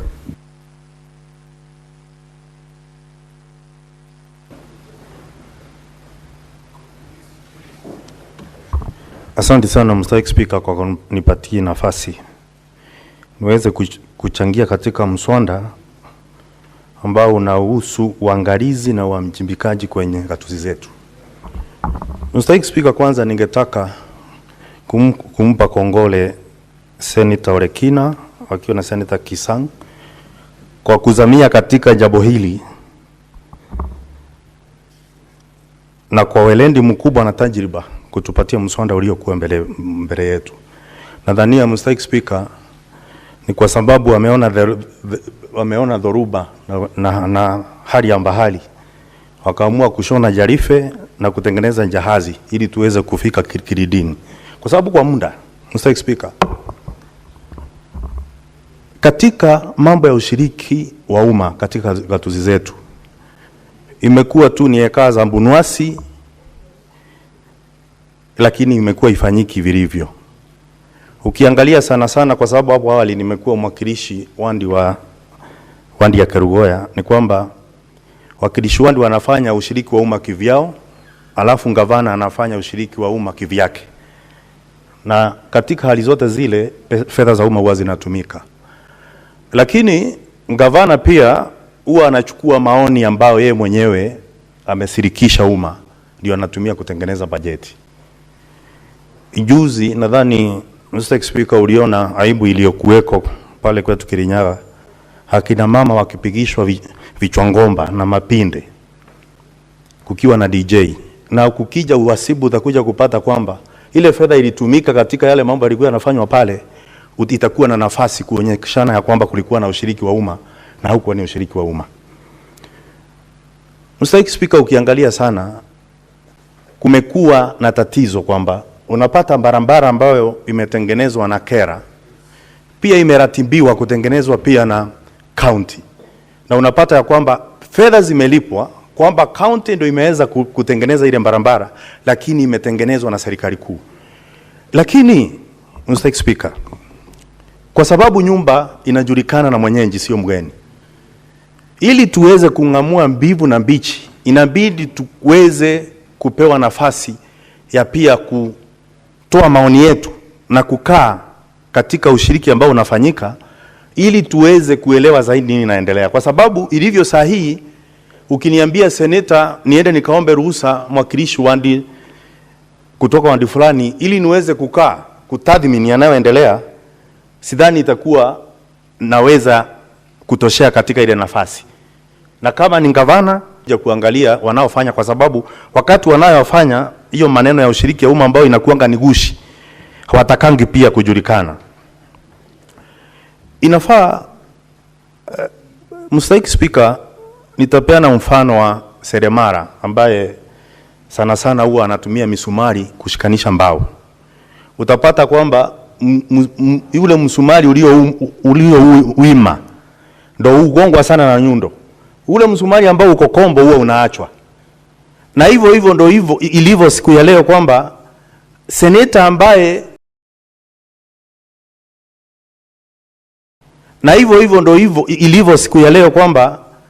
seneta ambaye anafaa kufanya uangalizi wakati anaposema jambo kuhusu venye ushiriki huo unafanyika siku ya leo, wendo unagongwa sana, lakini walio kombo mangavana wanaachwa. Nadhani kama kungekuwa na haki, njera nyingi zingekuwa zimejaa wale mangavana, lakini sio raia maskini. Mr. Speaker, kuna msemo wa Kiswahili unasema kwamba ukiona maharagwe yameiva ujue makaa yameteketea. Mr. Speaker, wakati unaona dhoruba na kelele nyingi katika kaunti wakati tunauliza maswali, hiyo ni dalili ya kwamba maharagwe yameiva na makaa yameteketea. Na makaa yenyewe ni fedha za umma, kwa sababu fedha za umma lazima kuwe na zinafanywa uangalizi, lazima watu wajibike wakati wanatumia fedha za umma.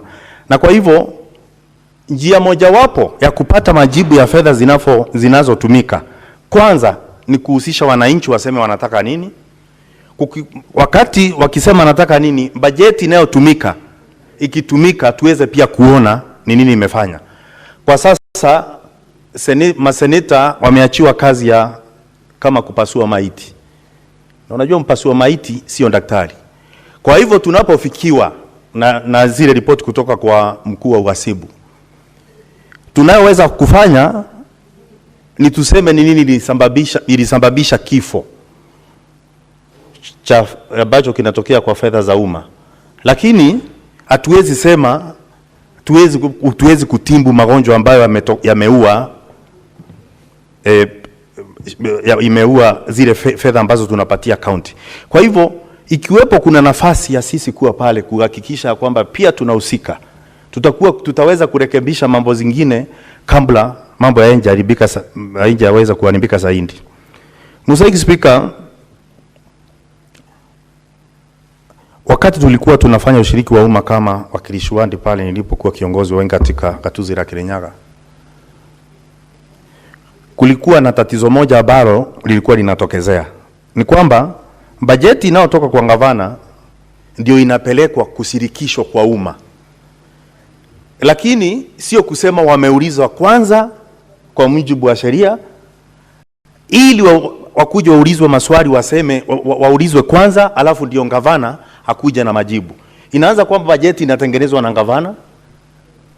Kuna mwingine alinunua mavi ya mbuzi akasema ni mbolea na akapeana, na ukienda kwa uhasibu uwezi tena ukaenda ukahesabu chembe ya mavi ya mbuzi ili uweze kuweza kufanya gavana awajibike. Kwa hivyo inakuwa ni kusudia kwamba ile mambo inafanywa kusudi, kwa sababu gavana anajua ya kwamba uwezi enda pale tena ukaweza kufanya awajibike katika maneno ambayo amefanya.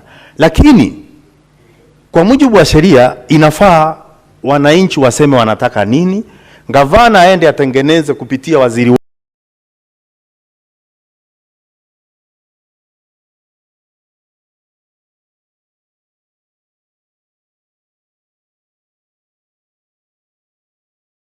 wake wa county wa fedha haweze kutengeneza kupiga makofi na kuimba nyimbo ambazo hazina kiitikio.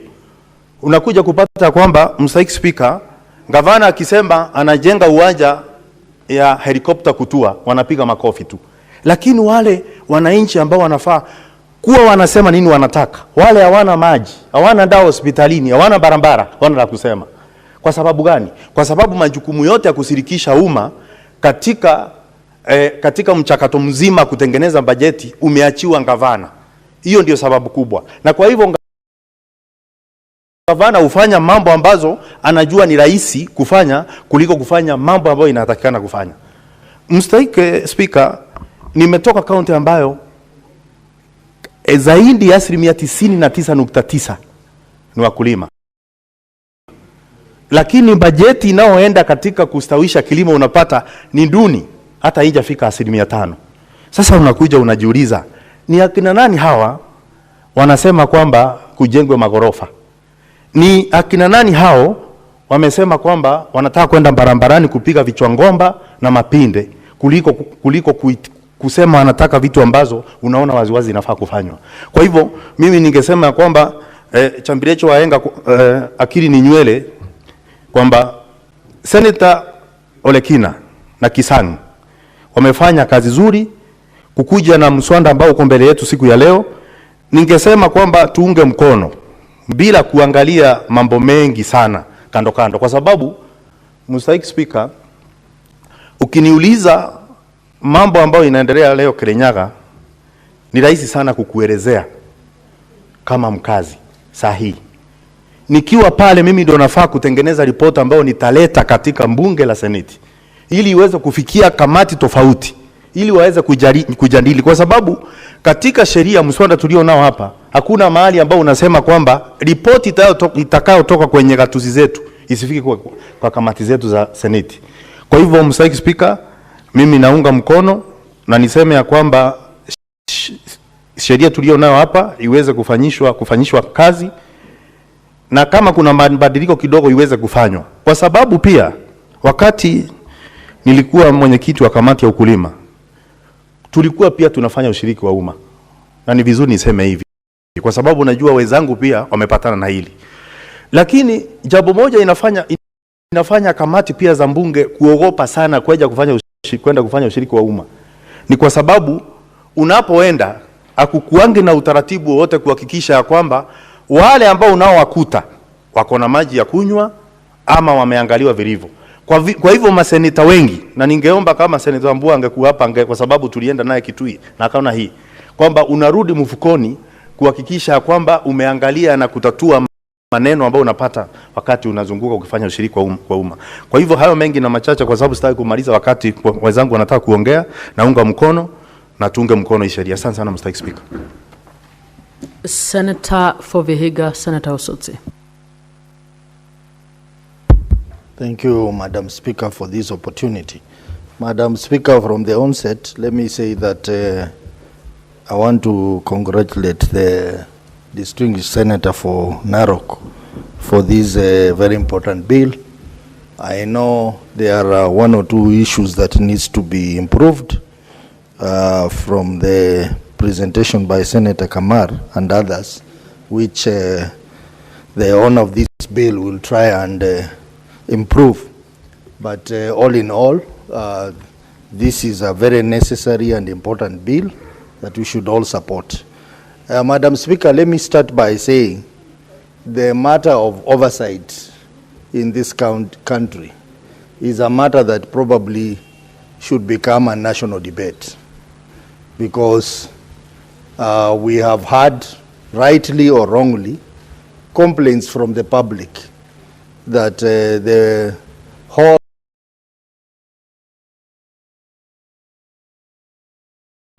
concept of oversight seems not to be open for this country. Madam Speaker, there are various reasons why that is so, and we must address it. And I remember very well our departed leader, Honorable Raila Odinga.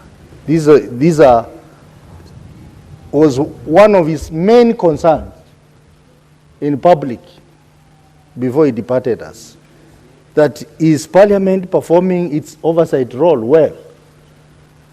And according to him, there is a problem. So even as we mourn Honorable Raila Odinga, we must reopen this debate, public debate, on what is the status of oversight in this country. Has it worked or not worked?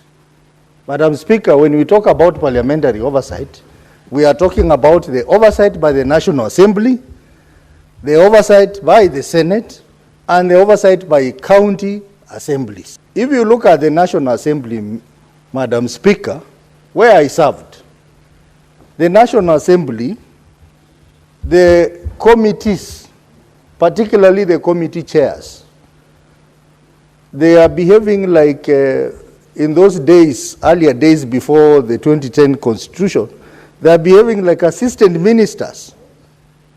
They act at the whims of the cabinet secretary. So what kind of oversight can you do if the chair of a parliamentary committee spends most of his time in the offices or government offices of cabinet secretaries, and he would even appear before the House to read responses, particularly to statements, by the cabinet secretary whom he is supposed to be oversighting? So I think it's important for us to relook at the whole concept of oversight. There is also the element of independence of legislature. For example, at the county assembly level, the county assembly are not independent. Finance autonomy law that has given them some teeth, but the implementation is so slow, Madam Speaker. Something has to be done so that at least MCS start having teeth to bite in their respective counties. For the Senate, Madam Speaker, we are being let down by other supporting public institutions. Madam Speaker, for example, the EACC. How many reports, how many recommendations are we given out to EACC that have not been acted upon? The Director of Public Prosecution, Madam Speaker, how many recommendations have they not acted on, Madam Speaker? So I think all that provides fodder for the need for us to review the entire process of oversight in this country to ensure it works. Madam Speaker, coming to this bill, I would want the mover of this bill to also look at the roles of other people in our respective counties who perform the role of oversight. For example, Madam Speaker, if you go back to our counties, you see a lot of young men who are doing an excellent job in our respective counties, either as bloggers, bringing up issues on matters of accountability in our counties. Others are in civil society, bringing up issues. I think there is need to protect these individuals who are doing a good job. I have so many of them in my county, and they do a good job, and I support them to do that job. And I think this law should look at how can we protect or enforce these people so that they do their work in a more structured manner and they are protected, because some of them have even lost lives, Madam Speaker. Like you saw the case of Meru, where a blogger was murdered, and many others, Madam Speaker. We have to find a system in which we can protect these good citizens who want to participate in ensuring that there is accountability in our counties. Madam Speaker, role of our partners, Madam Speaker. For example, the Office of the Auditor General. How can they help us to enhance this law? Because they play an important role. They provide us the primary data that we need to be able to do our oversight well, Madam Speaker. Madam Speaker, even as I talk about the roles of other partners, particularly OAG, I think there is a need for us to overhaul our financial accountability system in this country. Madam Speaker, the financial system in this country, it is based on a Westminster system. Westminster, which we borrowed from United Kingdom, which starts with the authorization of expenditure by Parliament through the budget making process, and then it leads to production of financial statement at the end of the year by entities, and then auditing process as per the Public Audit Act, and then submission of audit report back to Parliament, and then Parliament through the committees of PAC and PIC to review those reports. Madam Speaker, this system has a lot of gaps. There are other better systems that this country should consider. For example, we have a judicial system. Other countries, for example, we happen to have visited Morocco, where they have what we call court of accounts, where entities appear in a judicial setup, they present their report, and a judgment is made there and there. If someone has stolen, a judgment is made there to put him in, or to fine him, or to basically take an action. Our system, Madam Speaker, when you do the audit review, you do a report, it is passed here, recommendations go to EACC, and no one bothers to act on them. The whole thing is full of gaps, which must be looked at so that we have a tighter financial accountability system that is going to protect our investment in this country. Madam Speaker, let me also talk about on the role of public participation.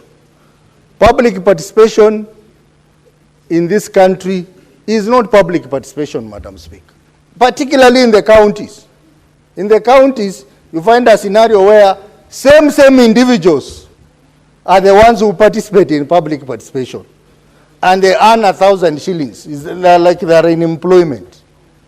So if we have public participation today, tomorrow the same fellows will appear there. If you appear in some of those county public participation forum, and you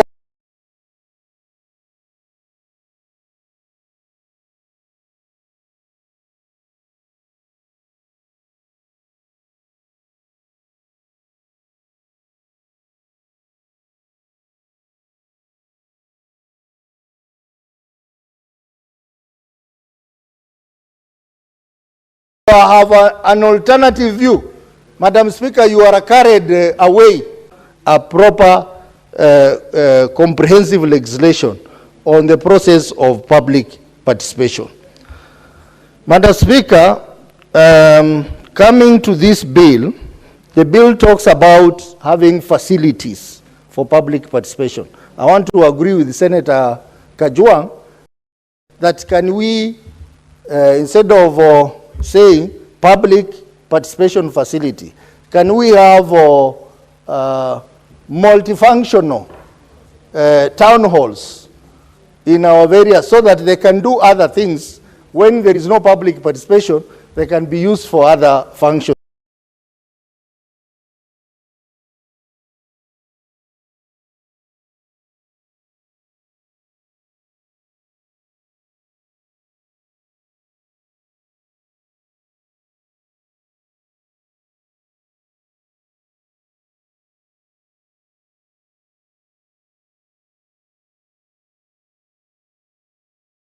as well, so that this is a good bill. But as I said, a few things here require panel beating, which I think we will be looking at it and making improvement where it is necessary. Lastly, Madam Speaker, the issue of implementation. Oversight, it is important, but oversight produces recommendations. How effective is our implementation mechanism in our respective houses of parliament to ensure that the recommendations that we make are implementable? So many things are recommended by our committees, but they are never implemented, Madam Speaker. In this House, this matter has come up many times. Some are of the school of thought that we do not need an implementation committee. Others are saying that we need to have implementation mechanism within our committees.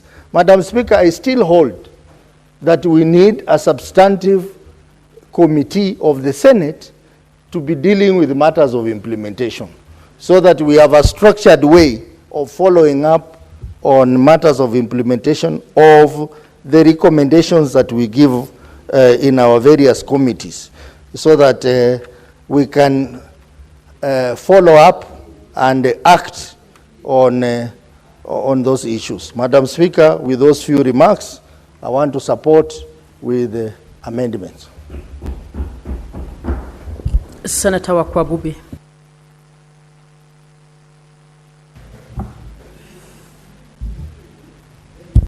Thank you, Madam Speaker, for the opportunity to contribute towards this bill. I want to begin by acclaiming the proponents of this bill, that is Senator Ledama and the co-sponsor, Senator Kisang, because we want to wrap it at the essence of having public participation. And I would love to peg it to the Constitution. Like for Chapter 1 of the Constitution, it talks about the sovereignty of the people and the supremacy of the Constitution. Senator Ososi has presented something on the constitutional, what the Constitution envisages about public participation. And I would like to put the quotations right. For example, we have Article 118 that talks about public access and participation in Parliament. Article 196 talks about public participation in county assemblies. And Article 201 talks about public participation in financial matters. I want to substantiate much about these constitutional frameworks that guide this, because we all know that the crux of public participation as a tool is actually a core principle for government operations and the entire legislative process.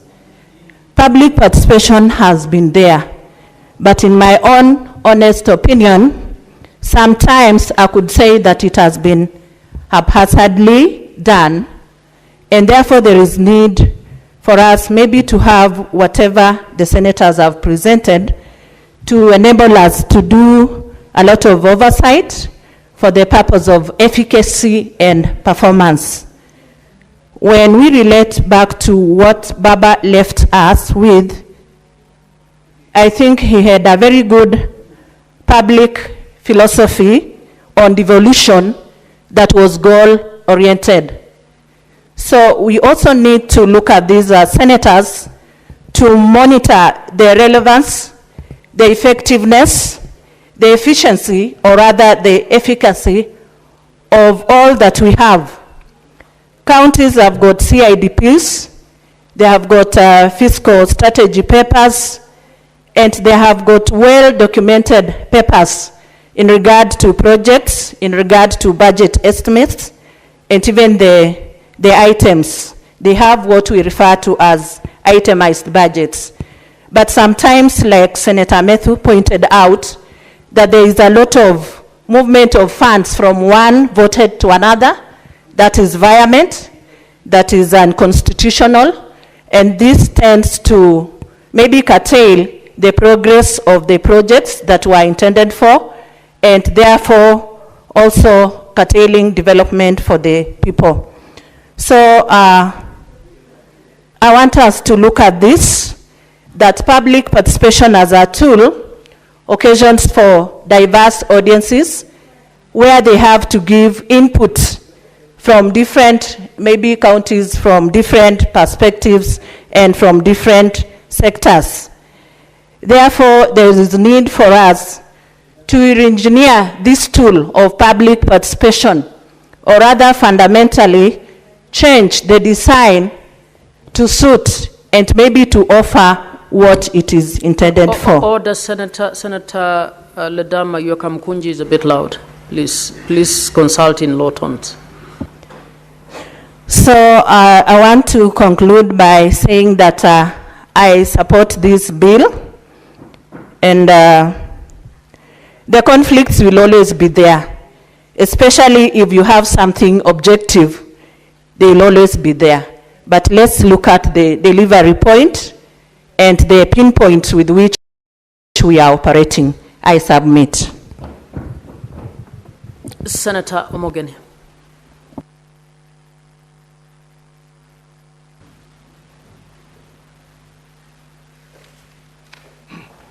Yes, thank you, Madam Speaker.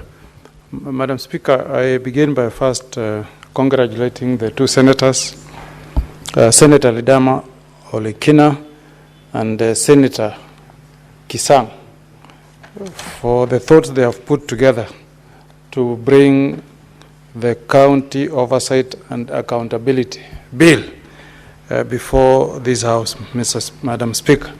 And Madam Speaker, I'm also privileged to be speaking when the distinguished Senator Professor Kamar is still in the House, because I listened carefully as she raised serious objections to this bill.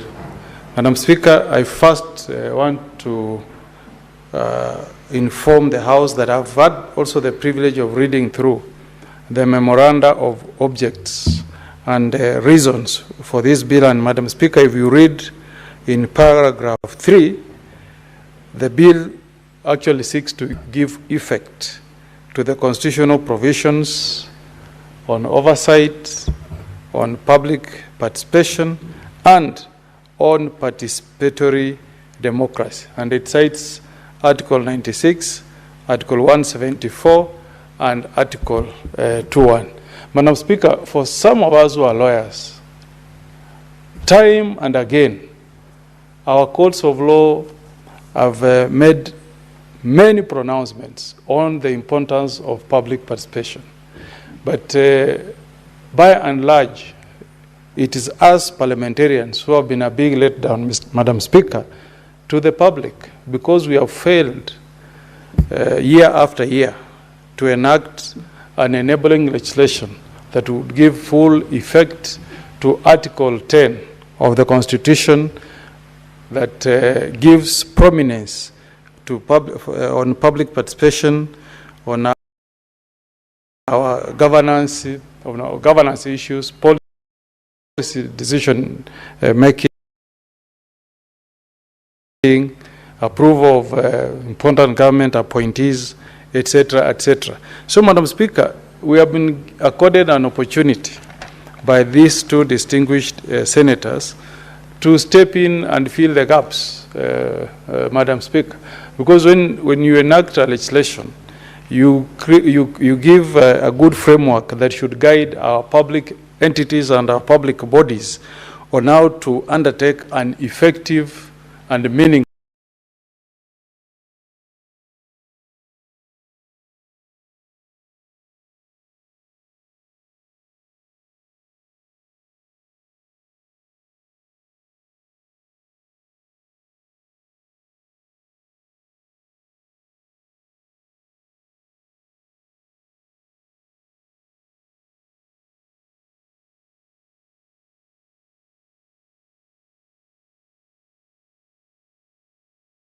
meaningful public. Imagine how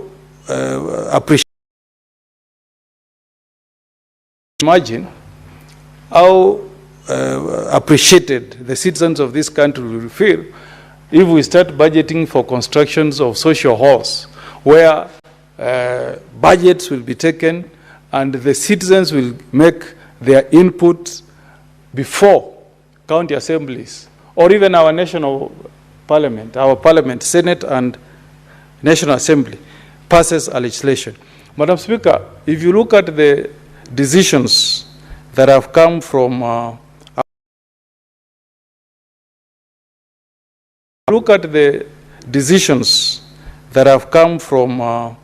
courts, Madam Speaker, public participation must be real, not illusionary. Saying real means that the people really must get an opportunity to make their input and for their voice to be heard. And then he says, if you don't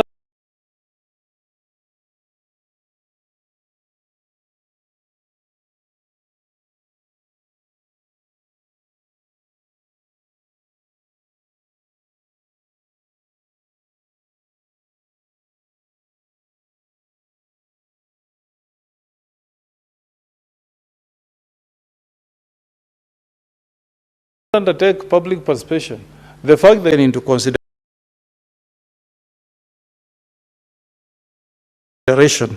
in decision making, Madam Speaker, I'll propose that we be more radical, and enact that the citizens of this country should do an actual vote on some of these decisions.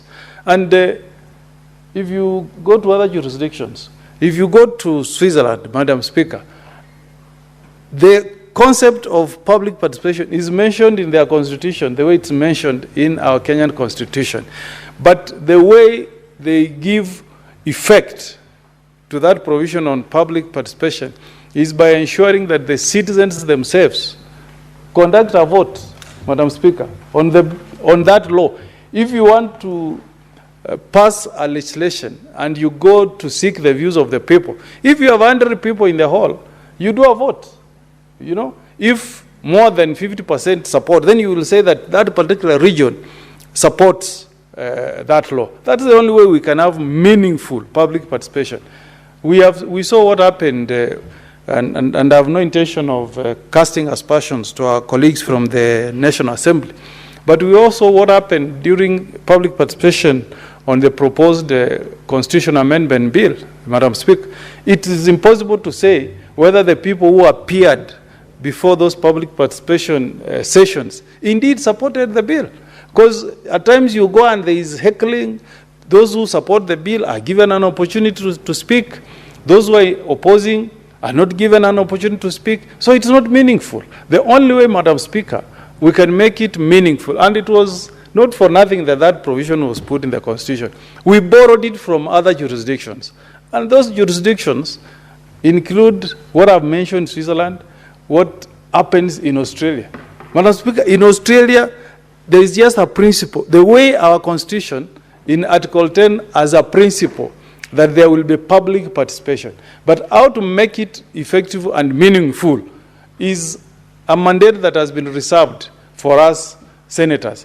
Madam Speaker, if you go to Australia, if you want to amend the Constitution in Australia, Madam Speaker, you undertake a referendum, Madam Speaker, and the people vote on that law before it is enacted. If you're able to get majority, then it becomes law. If you don't, it's not law. So the only way we can involve the people, I'll be proposing, Senator Olekina, is that Section 4, not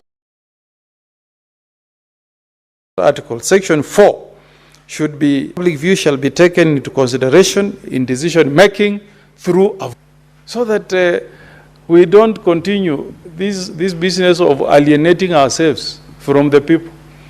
Madam Speaker, I've gone to my county the last 2 weekends, Madam Speaker, and there is hue and cry on the way Kenya Rural Roads Authority has budgeted construction of roads in our 47 counties. because some counties have been excluded, including my own county of Nyamira. Not even our single tarmac is budgeted for by the National Assembly, Madam Speaker. Yet, the people of my county of Nyamira are also taxpayers, just like the people of the county of Uasin Gishu are, or the people of the county of Nandi, or the county of Kisumu, Madam Speaker. But if public participation, the views of my people would have been taken into account, Madam Speaker, and then their input would have been heard, Madam Speaker. Remember what the late Prime Minister told us about roadside pronouncements, Mr. Speaker. He said that is what this country was fighting when we were enacting this new constitution. We gave a lot of legislative power to Parliament. We gave immense powers to the National Assembly on budget making process. But you find the same members of Parliament will go to a public rally and they start lamenting to the President that, oh, Your Excellency, help us with a road here. Yet that role is reserved for the National Assembly. So I really urge my colleagues to support this bill so that we can start giving effect to the provisions that are in our Constitution. Number two, Mr. Speaker, I've seen what my good friend has proposed, especially in terms of empowering our senators to undertake effective public participation in Section 18.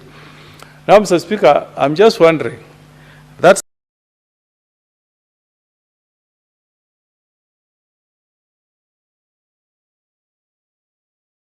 section says that the senator may employ such officers. Not surely, Senator Ledama, look at the expansive county of Kakamega. Look at the expansive county of Meru. Look at your own county of Narok. How will 3 officers assist you in ensuring that you undertake effective oversight in a county? I will propose, Senator Ledama, that you don't be prescriptive. I'd rather that you delete the number 3 there and say that the senator may employ such officers, okay, as may be necessary for assisting them undertake their oversight role in counties. Because 3 officers may be useful for the senator of Lamu, but they will certainly not be helpful, Senator Ledama, for the expansive counties that I've mentioned.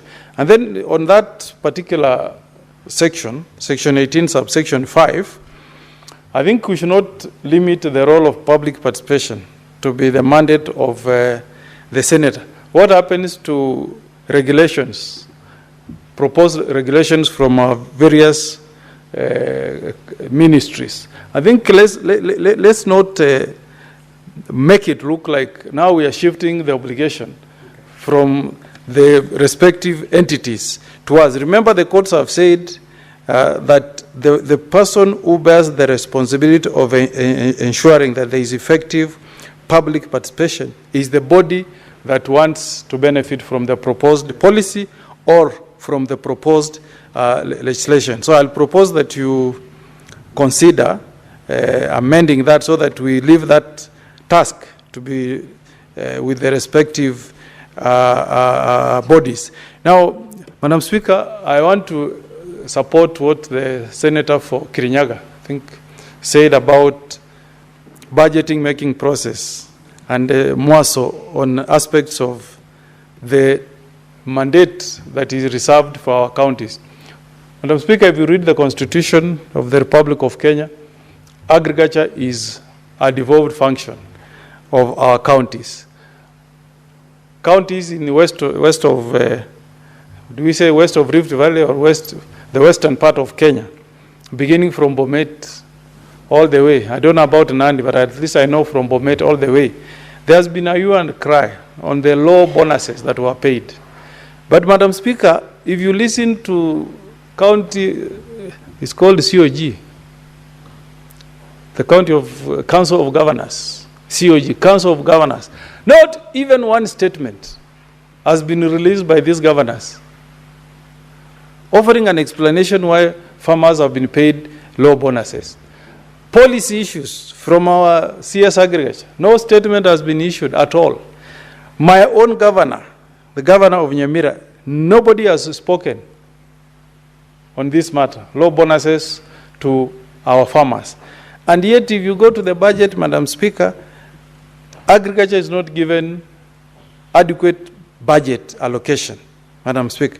So this, if you give the farmers an opportunity to meaningfully participate in budget making process, I'm sure they will put a very strong case, Madam Speaker, why there should be enhanced, where there should be an enhanced budget in agriculture, Madam Speaker. Because we used to be told when we were growing up that agriculture is the backbone of our economy.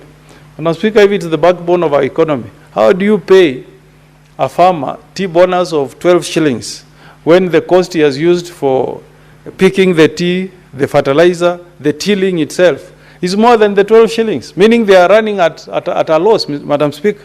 And then the government is mum, yet during the campaign, this matter was given a lot of prominence by His Excellency the President. He said he was going to fix agriculture. But now that agriculture is not working, now that there is a lot of pain for our farmers, I've not had any pronouncements from His Excellency the President, Madam Speaker. If we have effective public participation, Madam Speaker, the farmers themselves will have a good say on what policies, what steps should be taken in budget making process, Madam Speaker, so that the farmer can also have a smile in their faces.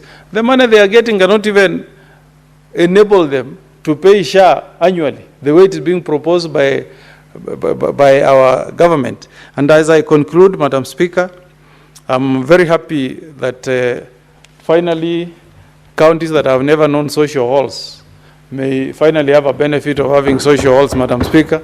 When we grew up, we used to hear about, is it Ofafa, Jericho Hall in Nairobi.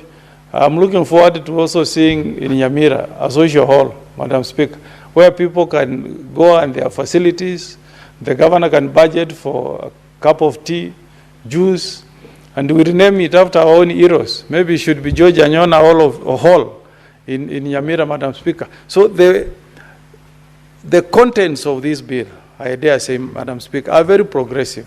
It may have a few problems here and there, but Senator Professor Kamar, if we sit down and discuss, Madam Speaker, we can find a way of taking, taking on board the concerns of honorable senators. We enrich it, but at least let us demonstrate to our courts that we have been reading the decisions that have come from courts on this issue of public participation. And then we also make our oversight well anchored in legislation. At times, Madam Speaker, asking for documents from our respective counties becomes a quarrel between the senator and the governor. It's like you are committing a crime when you specifically want to get documents on some matters that relate to expenditure of public money. It's our taxes. My taxes end up going to the county of Nyamira, county of Kisumu, and other counties, Madam Speaker. So if you are spending public resources, you should happily be able to account, Madam Speaker, on how you have spent those resources. So with those many remarks, Madam Speaker, I fully support this bill, and I hope when it's finally enacted, the person who will be the biggest beneficiary will not be we senators, but the citizens of the Republic of Kenya, our bosses, the people, Madam Speaker, who have elected us to have this forum of speaking, as I am doing this afternoon. I support and congratulations Senator Ledama and Senator Kisang. Thank you. Senator Beatrice Ogola.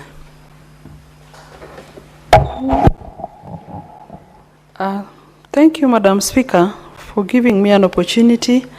And from the word onset, I want to resonate with the colleagues that have been on the floor, and particularly because we have to enhance oversight and accountability in the counties for which the Senate is there because by enhancing oversight and accountability, Madam Speaker, we will actually be strengthening the main role of the Senate.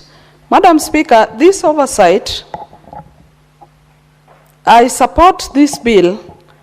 One, that this bill will help to improve efficiency and effectiveness in the counties. That through this bill, we'll be promoting financial accountability. Madam Speaker, as I begin to support this bill, I also want to celebrate and not mourn the life of my fallen party leader, Jacom Baba, the former Prime Minister, the great man that created more greatness even in his death. Madam Speaker, I say I want to celebrate him because this is a man who lived his life. Not many people reach 80 years old. As we mourn him, we celebrate some of the values he lived for, Madam Speaker. Madam Speaker, in the later days of the life granted to Raila Odinga, our former Prime Minister, when you watch the later videos where he was speaking, he emphasized that we should always think as Kenyans before we think about ourselves. And I'm beginning to think, even as I was mourning, that we need now to celebrate this man rather than mourn him. Come to think of it, Madam Speaker, that contrary to our expectations, especially from communities we come from, Baba was very specific on the hours that he should take when he goes to rest. There is the talk of the 72 hours, that this is a man who wanted Kenyans to move on. That this is a man that wanted this republic to move on even as we bid bye to him. What more greatness can we observe in this man? And Madam Speaker, why I celebrate this man is that he preached that we should be united. He preached a unity of purpose. In his life, he preached to the people closer to him and by deeds on inclusivity, that this is a man who, given a chance, Baba thought about Kenya rather than think about the community from which he came from. Even when he had an opportunity by the governments which he supported to make appointments, we could only see a Baba that thought about all the communities in this republic. That reflected on his cabinet, if he were to have one, that he would actually have all communities in this republic be represented in his government. Madam Speaker, I celebrate a man who preached forgiveness, that he was able to work with both foes and allies. Madam Speaker, not many of us, after competitions, would even tolerate meeting their competitors. Come to think of it, Madam Speaker, a number of us cannot even accommodate people they imagine to be competing over very personal things. But this is a man who was able to take 2 steps back and say, Kenya is bigger than himself. He wanted to demonstrate that he had a cause in this country. Madam Speaker, I celebrate his tolerance and patience. I celebrate his standing out for the less privileged or standing out for the marginalized. No wonder in our party we talk about social justice. Madam Speaker, look at the constituency Baba insisted on representing in this republic. Baba is somebody who would be elected in any constituency, if not all in this country. But he yearly went to represent Kibra, Langata, the place where people think we have the downtrodden, because that was what Baba believed in. Madam Speaker, I celebrate this man, and I cry for the people who lost their lives during his funeral, because, Madam Speaker, no Kenyan needed to die, because Baba's death was equivalent to so many deaths, and that is why I'm not mourning him, I'm only celebrating him. Madam Speaker, I remember as I celebrate this man, the lifelong tears that dripped from this man, all his adult life. Madam Speaker, what could be the symbol of these tears? That Baba lived his life crying for this republic. He was crying for justice. He was crying for all the downtrodden. But I'm happy, and I want to congratulate Kenyans for mourning Baba in a honorable way, that they came out in their thousands. Madam Speaker, I've never seen such crowds in my life. That they came out in their large numbers, but those were very peaceful crowds.